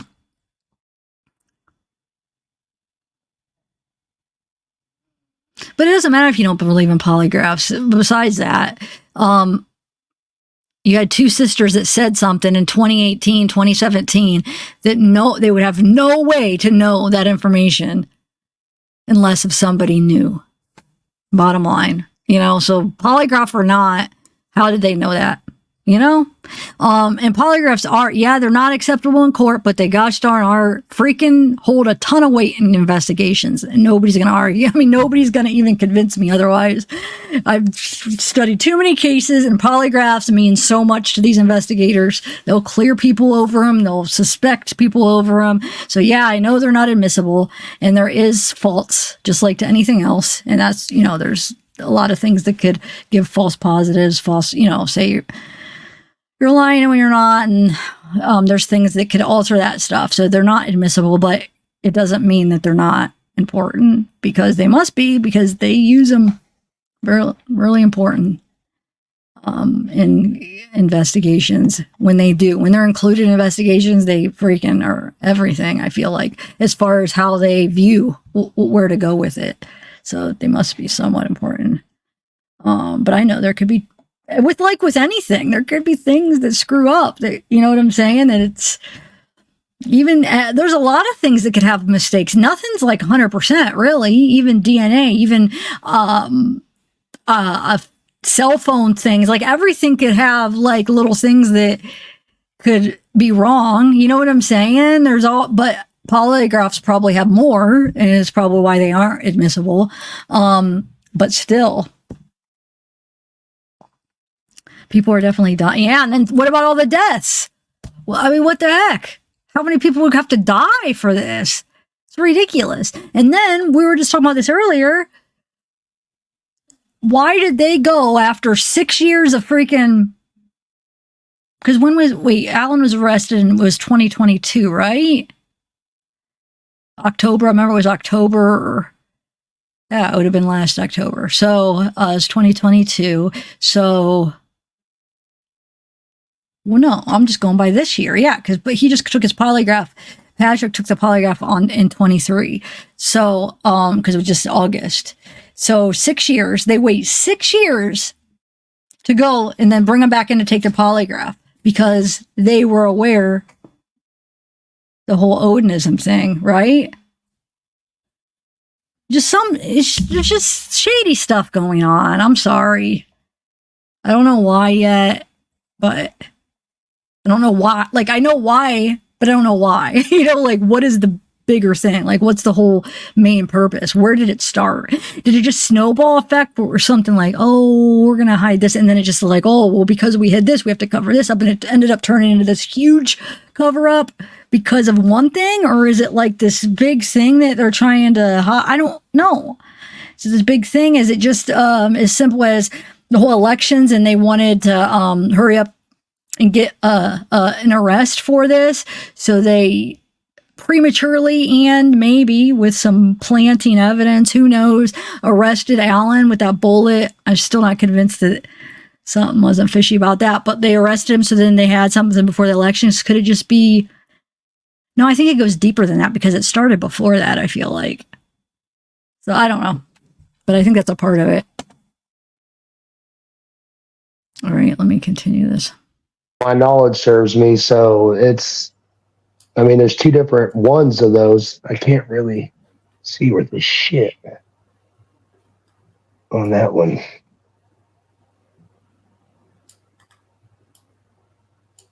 Oh, that's the downward. Is that not Anzum's? Mm-hmm. That's what it looks like. Okay.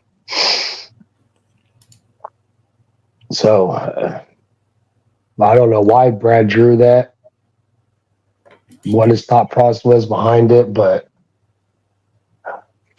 I wish I did. I wish I gave you more information on it, man.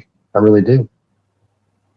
Yeah, I think Anna's following up with what you said. Odin hanged himself on the world tree to obtain knowledge. Runes were... There's the guy that's interviewing him.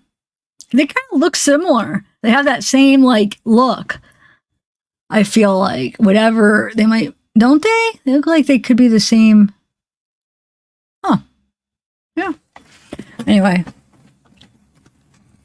All right. Some of the knowledge he got. Several ancient traditions believe their alphabet were magical and miraculous. Isn't that why they call them spells? Because you like spelling with words? That that's one twist of where the term spells came from, because you would write out what you wanted done and you were trying to manifest what you were wanting to happen by spelling out what you wanted to happen. So that there is I have heard that before, yes.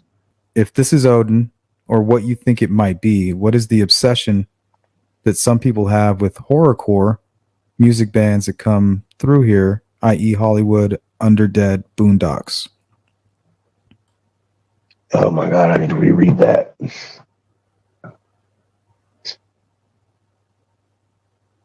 I don't think it's in the picture that Brad drew. I think that's Odin, but I don't think anything about these murders had anything to do with Odin. There was no god of human sacrifice. People didn't sacrifice 3,800 people in a week's time frame for the god of corn, like down in like Aztec and Mayan empires and stuff. That wasn't part of it. But Wait, I didn't know that. Okay. I don't know much about him, Shifty, as far as Sleuth Intuition. The only thing I watched was these interviews. I didn't realize, I couldn't tell that he thought that from these. I just thought, because sometimes when you have guests on, you try to be fair, and so I got like maybe a possibility. I was thinking, okay, but it didn't come across really strong in these that he was strongly on one side. But I believe you. I mean, it wouldn't surprise me because he came more on that side, but it wasn't like obvious like that. Maybe he was just kind of like doing that because the guest was on. Maybe I wasn't 100% sure, but interesting. All right. So are you sure? Like he's like very open that he thinks, and that's fine. I don't mind people that have a different opinion. I really don't. Because I don't know. I'm not 100% convinced he's innocent, Richard. I think there's a possibility he's involved. But I also think there's a possibility he's not involved. I'm not sold that he's involved. I have enough reasonable doubt. If I was on a jury right now, and the only evidence, and I've said this a million times, I'm sorry, but if all that they have is that bullet, I would definitely have to say nope, not guilty. Not because I'm 100% convinced he's not guilty, but I would just have enough reasonable doubt and not enough evidence to convince me that he should be convicted, because that's not enough, the bullet. So if that's the only thing they have, then yeah. But if they have more, we'll see. But yeah, I'm not like, I can't say for sure he's not involved though, Shifty. I can't say for sure he is, but it's tricky. Deep in that. What is the obsession that some people have with horrorcore? I don't know about obsessions with horrorcore and involvement with this, but Hollywood Undead, them dudes jam. Like, you don't have to be a horror fanatic or horrorcore. I think if that's what you're asking, to enjoy that kind of music, I think Hollywood Undead rocks. I listen to them in my earbuds when I'm on my motorcycle all the time, and it's just good music. Okay, here's the last one from Cold Truth.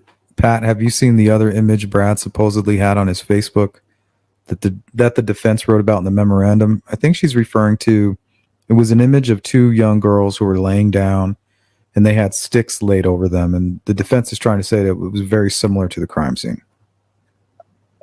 The defense is also saying the fact that I touched a tree is similar. I haven't seen the photo, but with the way the defense is twisting and stretching the hell out of everything, reaching for straws so far away, I'd have to see that photo before I could have any thought or opinion on it. It's creepy as hell nonetheless to hear about it. But I'd really need to see it, man, beforehand, because I'm actually dying to see a photo of that, see what this Odin report actually has in it and how bad he twisted and, pulled stuff just to make that memorandum look the way it did towards me.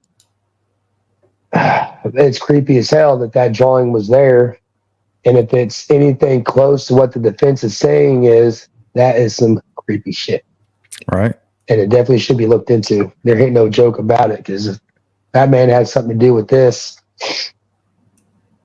But the thing is, I don't think we can believe what the defense is saying. We've already proven that they can stretch things. But yeah, if that is true, hell yeah, that's really scary. He's got a motive. He absolutely has a motive. He has an agenda. He has a purpose. And I get it. It's his job. It still don't mean I won't agree with how he went about it, what he did to me, what that's going on with my kids, friends, and family, the shit he caused at my job. There's entire shifts threatening to do some walkout and call corporate and do some big staged walkout if they don't get this pagan cult leader killer and shit out of the building. Like, well, they didn't talk I know about why your he did it. polygraph. They didn't talk about your polygraph though either. You know, they didn't talk about the fact that they could have said everything that they said, and then also mentioned, well, he did take a 4-hour polygraph that he passed. I think it'd have been fair. It would have been absolutely fair to throw that information in there and at least paint the picture differently than the guy who's crouched in the corner with snarling fangs and teeth and shit, like exactly how he painted me. You're right. I took a 4.5-hour polygraph. I gave DNA. They didn't subpoena me. They didn't force me to come in there. I did it willingly. I walked into a damn lockdown facility, you know, a place that you're not getting back out of until they want you to come back out of it, to help out in any way, shape, or form that I could and put any thoughts to rest that there might be there. See, if this is true and he went in there, gave his polygraph, gave the DNA, like willingly like this, and that's true, then it does make you think, is he not involved? But maybe it didn't happen quite that way. Maybe he went in there, they called him up, asked him to take a polygraph. Even people who are guilty sometimes will be like, okay, if I deny it, it's going to look bad, so I'm just going to take it. Because like, a lot of people think they could just beat it because, and some people can't. You could read articles and things about people that are pathological liars that lie so much that they don't have a response to lying. So they could pass a polygraph, like psychopaths. Psychopaths, we have talked about this. Psychopaths can. People that are lie a lot, like pathological liars, because they don't have that response, that nervous system, all those responses that when a normal person lies will get. So they could pass. So I think that's probably why, you know, there's, well, I'm sure many reasons there's drugs that could alter it and stuff, that why it's not admissible. But they do put a lot of weight on it, investigations. But so did he go in there and then they just asked him, and of course he's not going to deny DNA. A lot of people don't deny it. I mean, you could be like, well, no, and then they would get a subpoena for it, but then they're going to suspect you. They're going to get it anyway, so either give it willingly or they're going to get a subpoena, most likely. So I wonder if it happened like he's saying, and he just was like, hey, yeah, you want some DNA? Oh, hey, yeah, I'll take a polygraph. Or it was more they asked him. Well, I think the polygraph, they did ask him, right? And he just said, yeah, because they can't make you. But then if you deny it, sometimes they look at you more heavily. But yeah, I mean, I don't know. I would like to know the specifics on how that went down. Because now that I'm actually talking it out, I'm like, wait a minute. No, that doesn't necessarily mean anything. Because if they ask and you deny, you know that looks bad, so a lot of times you're just gonna okay and just hope. Anyway, all right.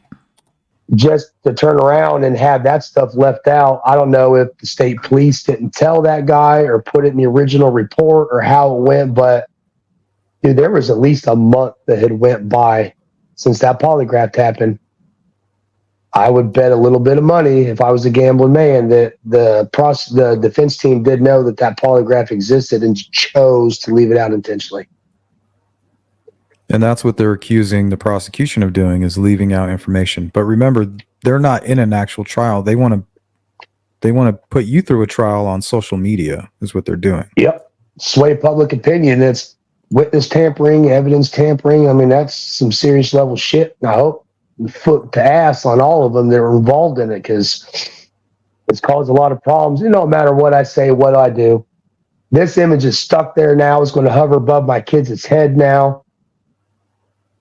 I mean, how in the hell are you going to shake this off of you? Especially, I mean, like you said, dude, you look at me on paper, bro. It looks bad. I'm a serious dude. It ain't no joke. I'm a monster on paper, and there's times in my life I've been a monster in real person, but you know, people love knowing an asshole like me was in the military so they could stay safe in their beds, not have to worry about the boogeyman coming to their door. because they took boogeymen like me and sent them to other people's doors.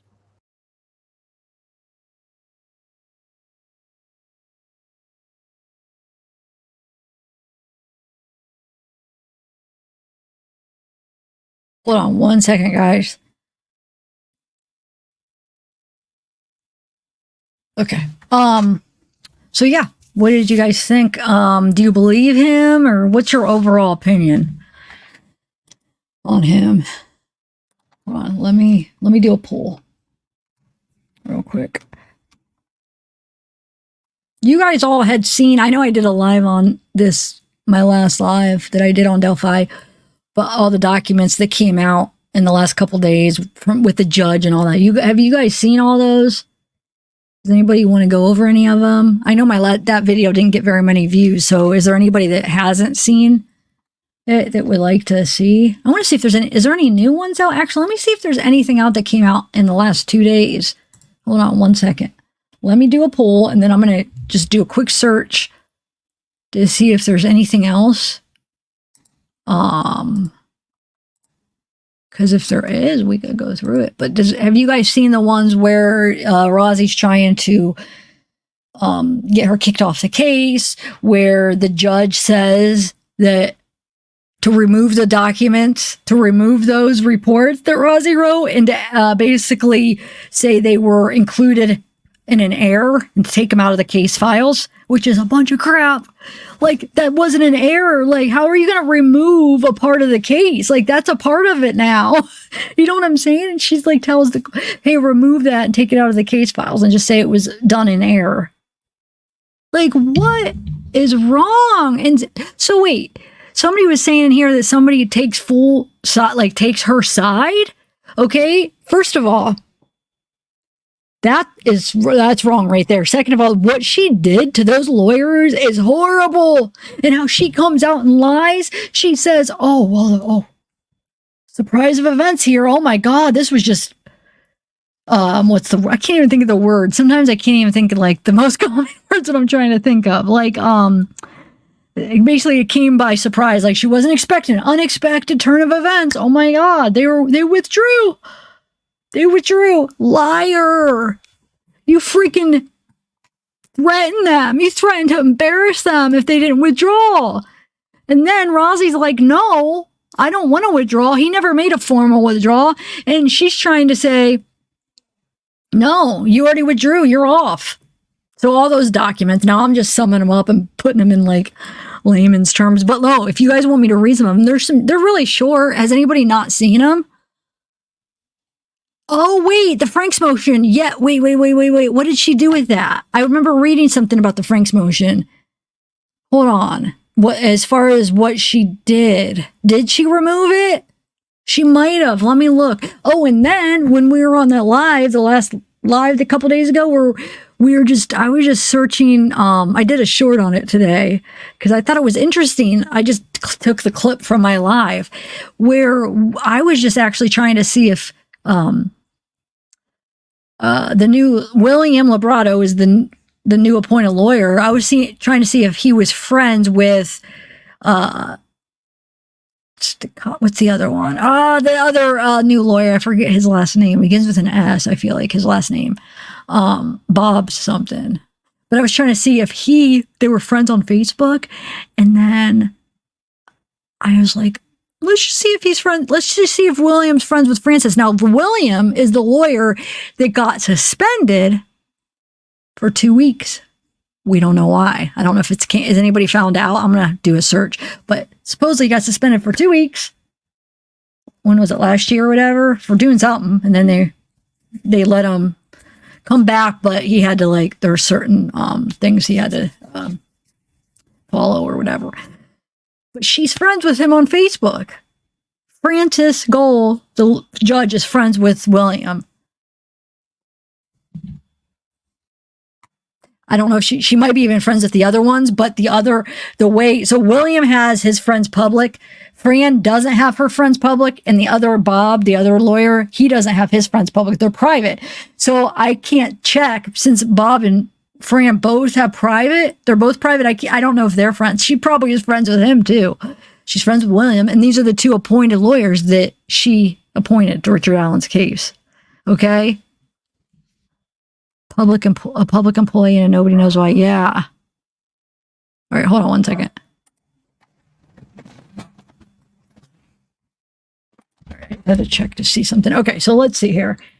I'm going to do a poll, and then I'm going to look for, see if we have to go, if there's any other documents. Scrumman. Yes, Scrumman. I knew it began with an S. It's Bob, right? Bob Scrumman. I was going to say Scrumman too, but I was like, no, it might not be right. Dang it. I should have just said but Scrumman. Okay, so hold on one second. Let me do a poll real quick. Okay, this will be like a general one. I'll just say, do you think, I know this is a hard one to do because I'm going to say, if you think Brad was being honest, but it's like, how do you answer that? Because some things he could be honest and some things he might not. So is there a better way to ask it? Because if I did something specific, I would have to do like a million polls. Well, maybe just like generally, like on the important stuff. You know what I'm saying? Like all around, do you think he was being honest with a lot of the stuff? About Delphi, maybe? Help me out, guys. How to word it. Because I kind of just want to get a feel if people believed what he was saying. But like I said, like obviously there's going to be some things you're going to believe. It's not going to be all lies. But like the important stuff, maybe? Hold on. So this question is going to be more like the important stuff about the case. Okay. If you think he was being honest for the poll. Because I want to know. I don't know. Maybe most of you guys do think he is. I mean, I think he was being honest about some things. I think he was trying to be honest about some other things, but like I feel like he almost thought like maybe people were not as smart to catch on to like him basically kind of being honest, but not. You know what I'm saying? Like, I don't know how to explain it, but do you think?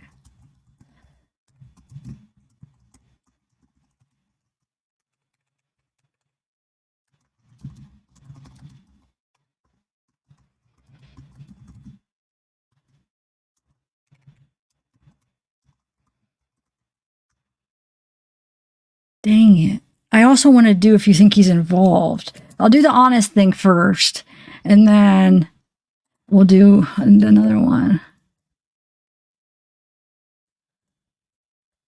Okay.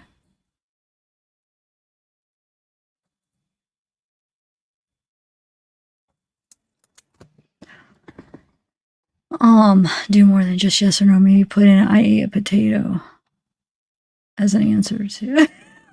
What do you mean, Mr. Roseman? I don't get that though. He's very not smart, guilty, or innocent to be talking to anyone. Wait, what? I don't understand what you mean by that.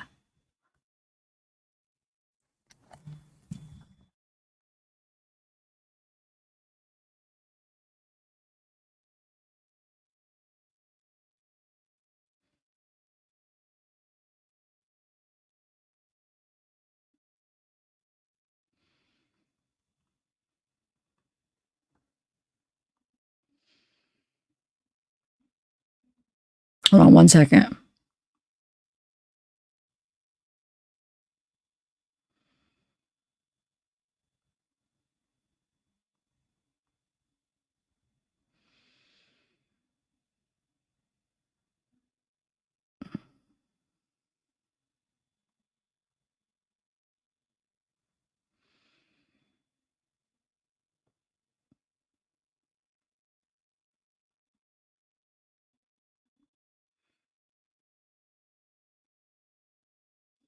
Oh, that gnat. Should I kill it, guys? I don't like killing bugs. It's right there. Ugh. I don't like killing anything, though.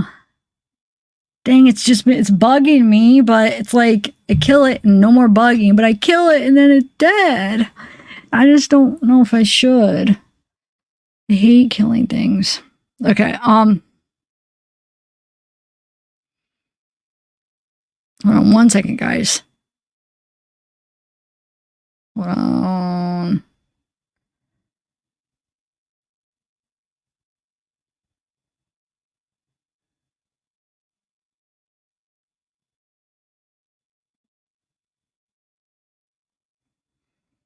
Okay. No, Plankton. It's just a gnat. I'm gonna let it live. I let it live. Yeah, bugs the heck out of me. Yeah. If you can. A doodlebug. All right, let me see. Let me see if there's any new documents, and if not, how many you want to hop back on for a Adnan Saeed kind of just like introductory type thing, where you just kind of like talk about it generally. Maybe Ashley could come up on panel. We'll just kind of talk about it generally, our thoughts, and then eventually, I want to like get into the specifics, but I don't have anything prepared exactly today for that. So maybe we just talk about it generally, get people that aren't interested in it interested, and then hopefully they'll start watching that podcast. And there's a few good series. The one that I'm watching now, and then I heard you just, Kayla, was that you that named it? Or somebody else said something. And then there's another one that I know that's really good, that the one that I'm watching now quotes a lot. Let me see though, real quick. Let's see if there's anything. What do you guys think? Or do you want to try to like look into this a little bit in the documents? Or would you come back? Wait, what do you mean you're into another one? You're already done with it? Yeah, but there's more to look into. Okay, don't stop at Serial Podcast, because the one I'm watching now, Wolfpack, there's so much things that Serial missed.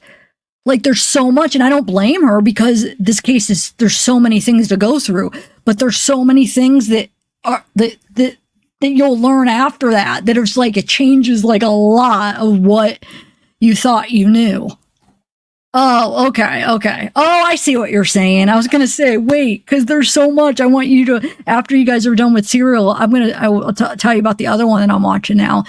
And plus, I want to still go through the transcripts, the documents. I want to, the trial transcripts, all the documents. There's new documents that came out. I still have to go through all those. There's new interviews that went on since the Serial podcast.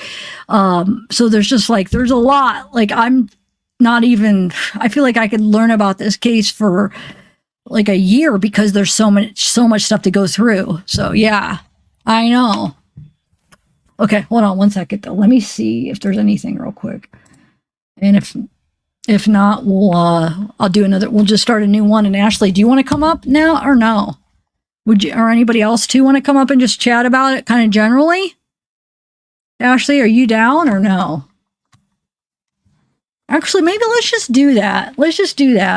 But wait, are we sure nothing new came out though? Hold on, let me double check. Like documents. Hey, Colette. Like for Delphi, I mean. Are we sure that there isn't? Because I don't want to miss it if there's something new. Because I feel like the way this case has been going, there's been a lot of new stuff that's been filed. So hold on 1 second. I'll just see. No, I haven't checked in a couple of days, so I just want to make sure. If they are,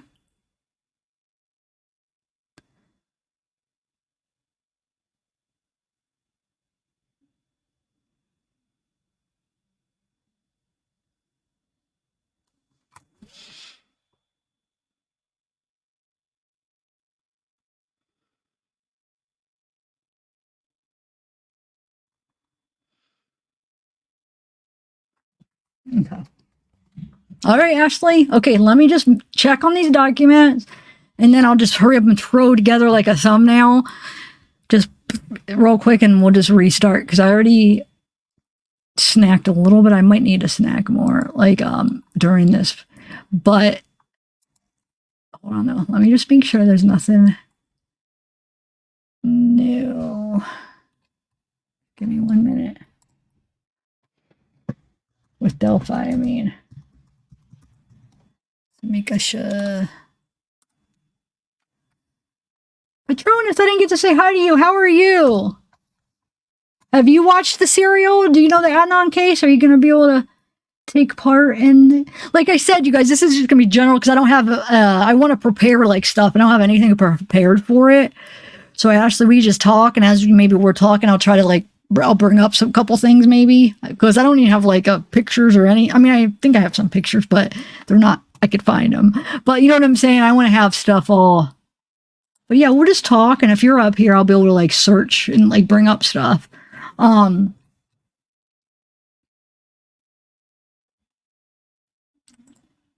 1 second. I'm just looking real quick to see if there's any new documents. Why is this so big? Whoa. All right, what's this?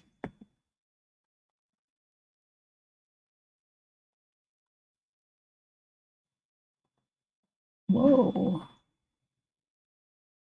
Who's Michaela? Wait, Michaela. Who's Michaela from the Delphi case? Why do I know that name? Somebody remind me who that is. That's... Wait a minute, Michaela.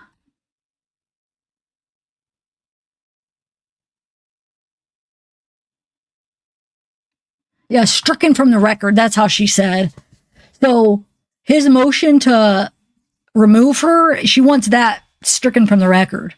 How can you do that though? Isn't that like illegal? Why are you going to stricken a motion from the record? I feel like that she can't. You're not allowed to do that, are you?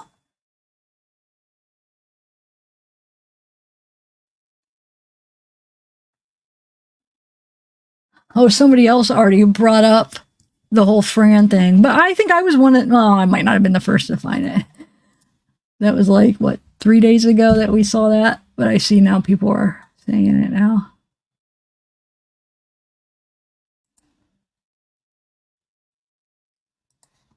I mean, that was by accident. I really did not think she was. Well, I'm finding some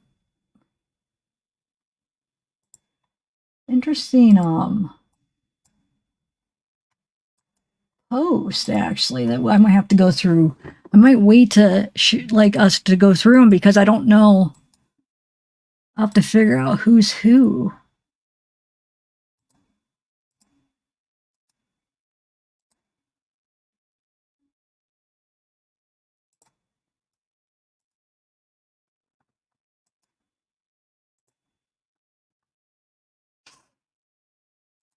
Have you guys seen any new ones? Yeah, I think I was actually. I probably was, and then just people had, because I feel like that the day that they announced, it was the day my live that when we found that out was the day that they announced the 2 lawyers. Because that night before they announced they were gonna appoint that she found 2 lawyers, but she didn't do the names until that next day, and then that's when she did the names. The names came out to the public, and then I did a live that day. All right, hold on 1 second though. Just give me a couple minutes to make sure that there's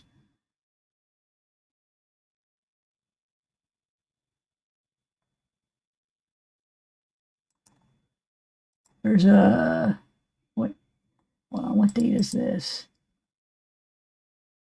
A notice of appearance, but just from Scremin. Which that's not really. We have. Wait, somebody did a study.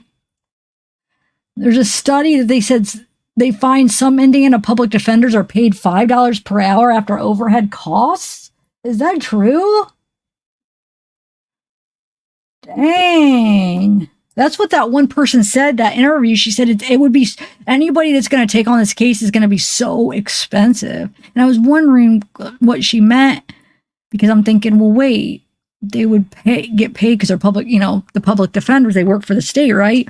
But I think that's probably what she meant. They're going to have to spend a lot of money to do it. They probably don't end up making a lot.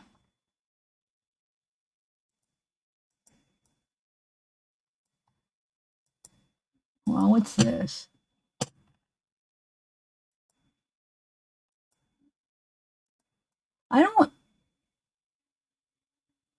I don't see anything new. We went over the media stuff. She denied media. And did you guys see that? Oh, wait. Oh, there is a new one. Hold on.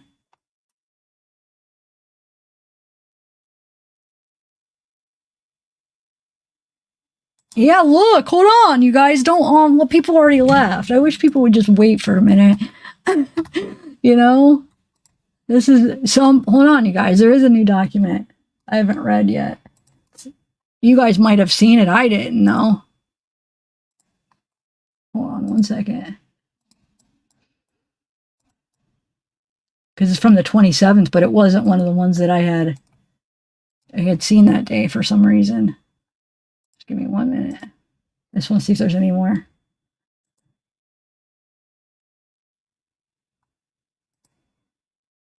Order of the judgment of the court. What's the date?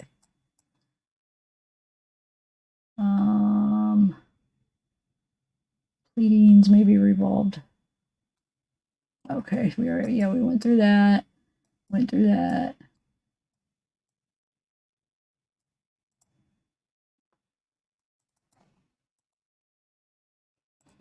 Does anybody know offhand, so I could just cut this short, I'm going to have one document I'm for sure going to read, but does anybody know after the 27th, was there anything else filed so I could just stop looking if there wasn't? Does anybody know for sure? Because if there wasn't, then I could just read this one that I hadn't read yet, and then we could start the other one. But if there was, then I want to find it. Anybody know? Like, after the 27th, so it's on the 28th right now? Okay. Hold on, let me look somewhere else real quick. No, back. All right, let's try this one.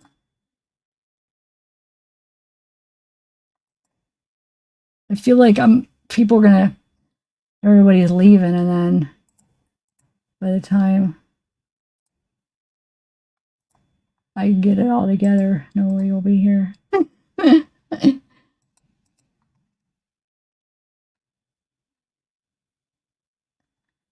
But yeah, you guys okay, so I went over the files about the media, about her denying that, saying that because of what happened on the 19th of like the recording. So I was trying to figure out what did they do that went against their agreement? And I'm thinking it was when they were recording Rozzy and Baldwin take Kathy and her Richard's mom out. I'm thinking that maybe they shouldn't have been recording that, because the only other thing that we saw was when the judge came up and read that was the hearing. They were allowed to record, and she said her little thing, and it was only faced at the judge. And then there was a little bit after where you saw the Patties walking out. So it could be that, but I think it's more the defense taking Kathy and the mom out, maybe. So it's kind of interesting that they said, well, no, because you guys, they basically went against what they were supposed to do for the 19th. So the media don't get to do it for the 31st. They ruined it for us. No. So I guess it was WTHR, Law and Crime, Court TV, those News Nation, all of them requested for the 31st. And she listed them all in the document saying no. She wouldn't let them. So, yeah, I don't think there's anything else, guys. I'll just read the one, which you guys might have seen. It's from the 27th, but it's basically them asking. Hold on, one more second. I'm going to check one more place.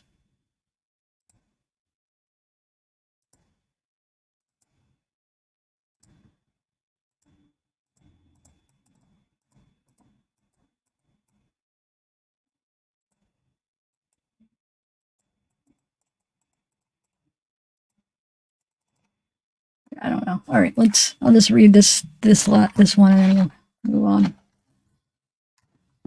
I did screenshot a few things conversations that could be interesting, but I don't know what they are yet. So I won't share them until I know what the heck it's all about. All right.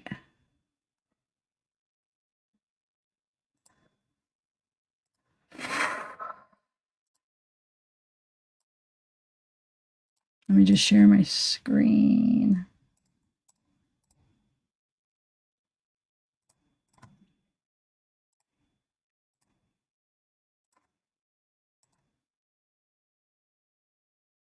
So it's just this. Like I said, you guys may have already seen it, but I didn't read it on my last one.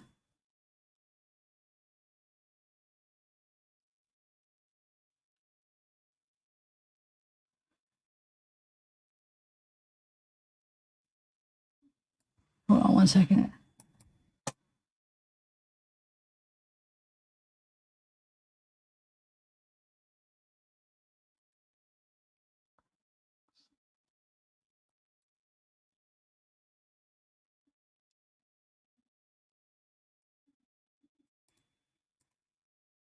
Yeah, so look, this. I'm trying to read it through because I don't think I read this. So the motion to reconsider.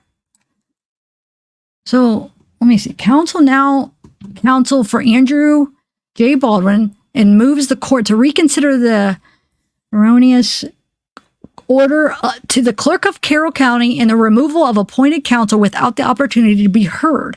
In support, counsel states, on October 26th, the court issued the following order. Clerk of Carroll Circuit Court to remove attorneys Baldwin and Rozzi as attorneys of record in this cause. The county clerk is an elected position, duly elected by the people of the county. She or he is a member of the executive branch of government, not the judicial branch.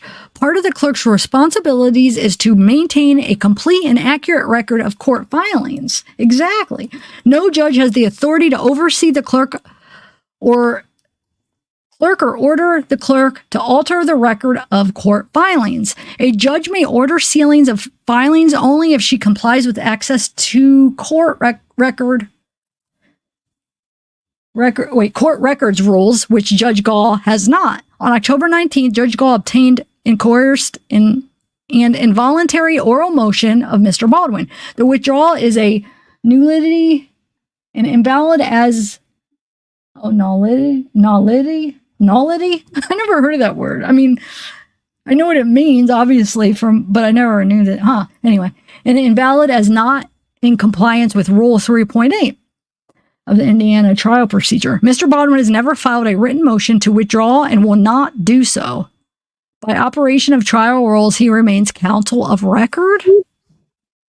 Hold on a second, because this is on the 27th. I hope. Dang it, where's the other one? Somehow I missed the other second page. Oh, here it is. Okay. Like, dang it. I did get it. It just wasn't in order. On the same date, the court obtained the same manner an oral promise for Attorney Rozzi to file a motion to withdraw, which he has not done and will not do. The due process clauses of the state and federal constitutions apply to all citizens, not just the accused. The fundamental notion of due process is notice and the opportunity to be heard. There have been no valid motions to withdraw by appointed counsel. There has been no order of disqualification. There is no legitimate basis for disqualification. See motion for recusal and to disqualify previously filed and incorporated herein. Upon the filing of the motion for recusal and to disqualify, the court loses the authority and jurisdiction to make rulings on other motions or issue orders other than hearing and ruling on the request for recusal disqualification. The court order to remove appointed counsel leaves the accused without representation, interferes with the attorney-client relationship, was done outside the presence of the accused, and prejudices. Yes, she didn't even do it in front of Alan, which he was being transported. So that was another thing. Why did you leave him out? He should have been there. It should have been done in front of him. He was being transported. She did not have to do it the way she did it. Well, she shouldn't have done it, period, dude. She should not have gave him two options. Either you freaking withdraw voluntarily right now, withdraw, or I'm going to freaking embarrass you in front of everybody, and you're going to have all these people that's going to basically see it, you know?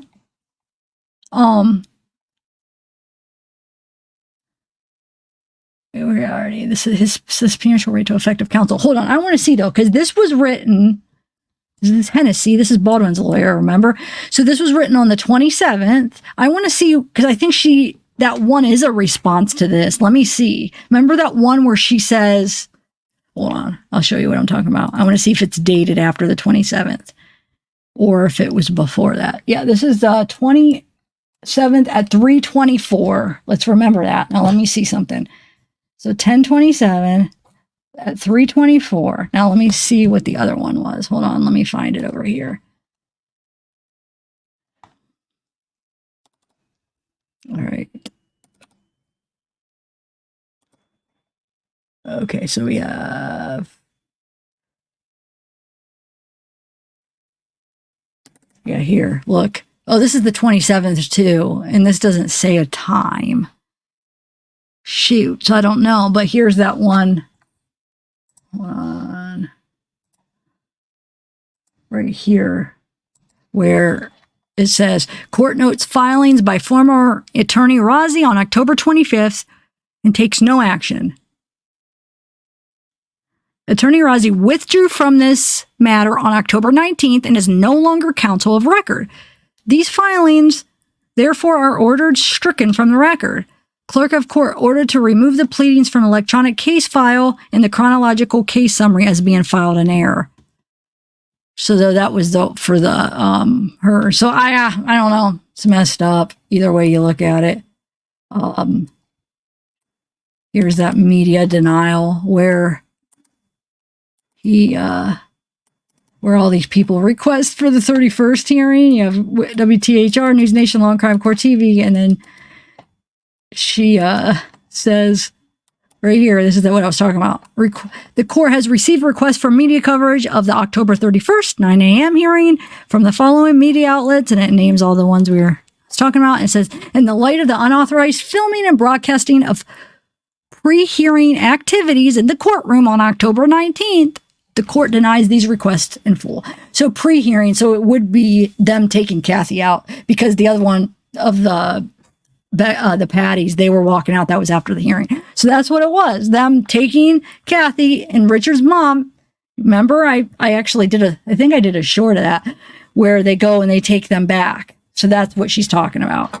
So now, because they showed that, she denied the 31st. So they can't be there the 31st. So, yeah, I wouldn't jeopardize. She's asking the court recorder to do something that's not legal, basically, right? I wouldn't jeopardize my freaking job for her. It's bullcrap, dude. I don't like that. I mean, I don't like what she's doing. I can't say I don't like that lady because I don't know her, but I don't like what she's been doing so far. It's not been right. I'm sorry. All right.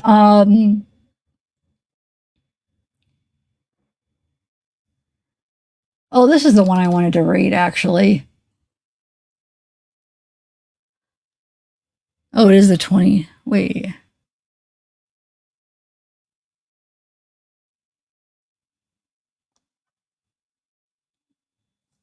Oh, okay. So that now what she was saying about is she's saying because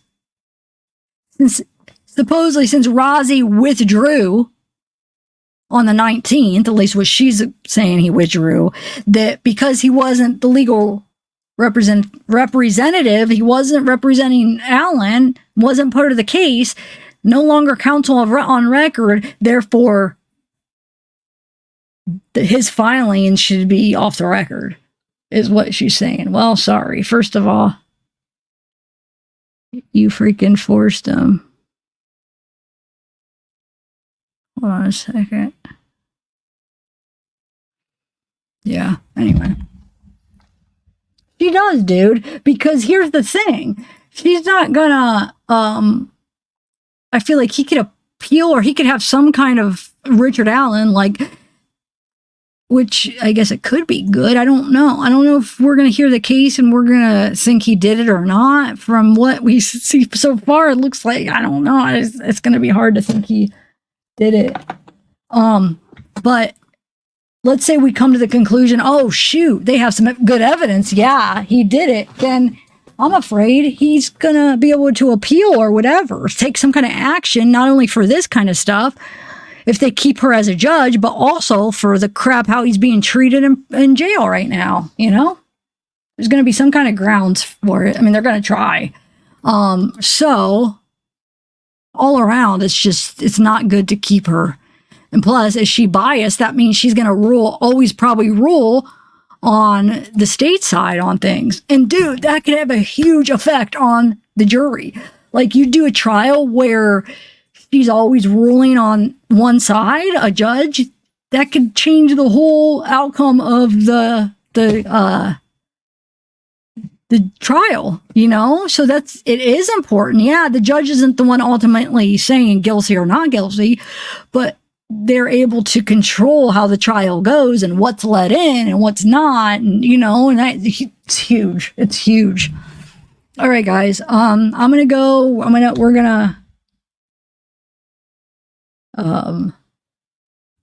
gonna do some add-on. So Ashley, get your video up, or get your I was trying to think of like get your something working for, I don't know.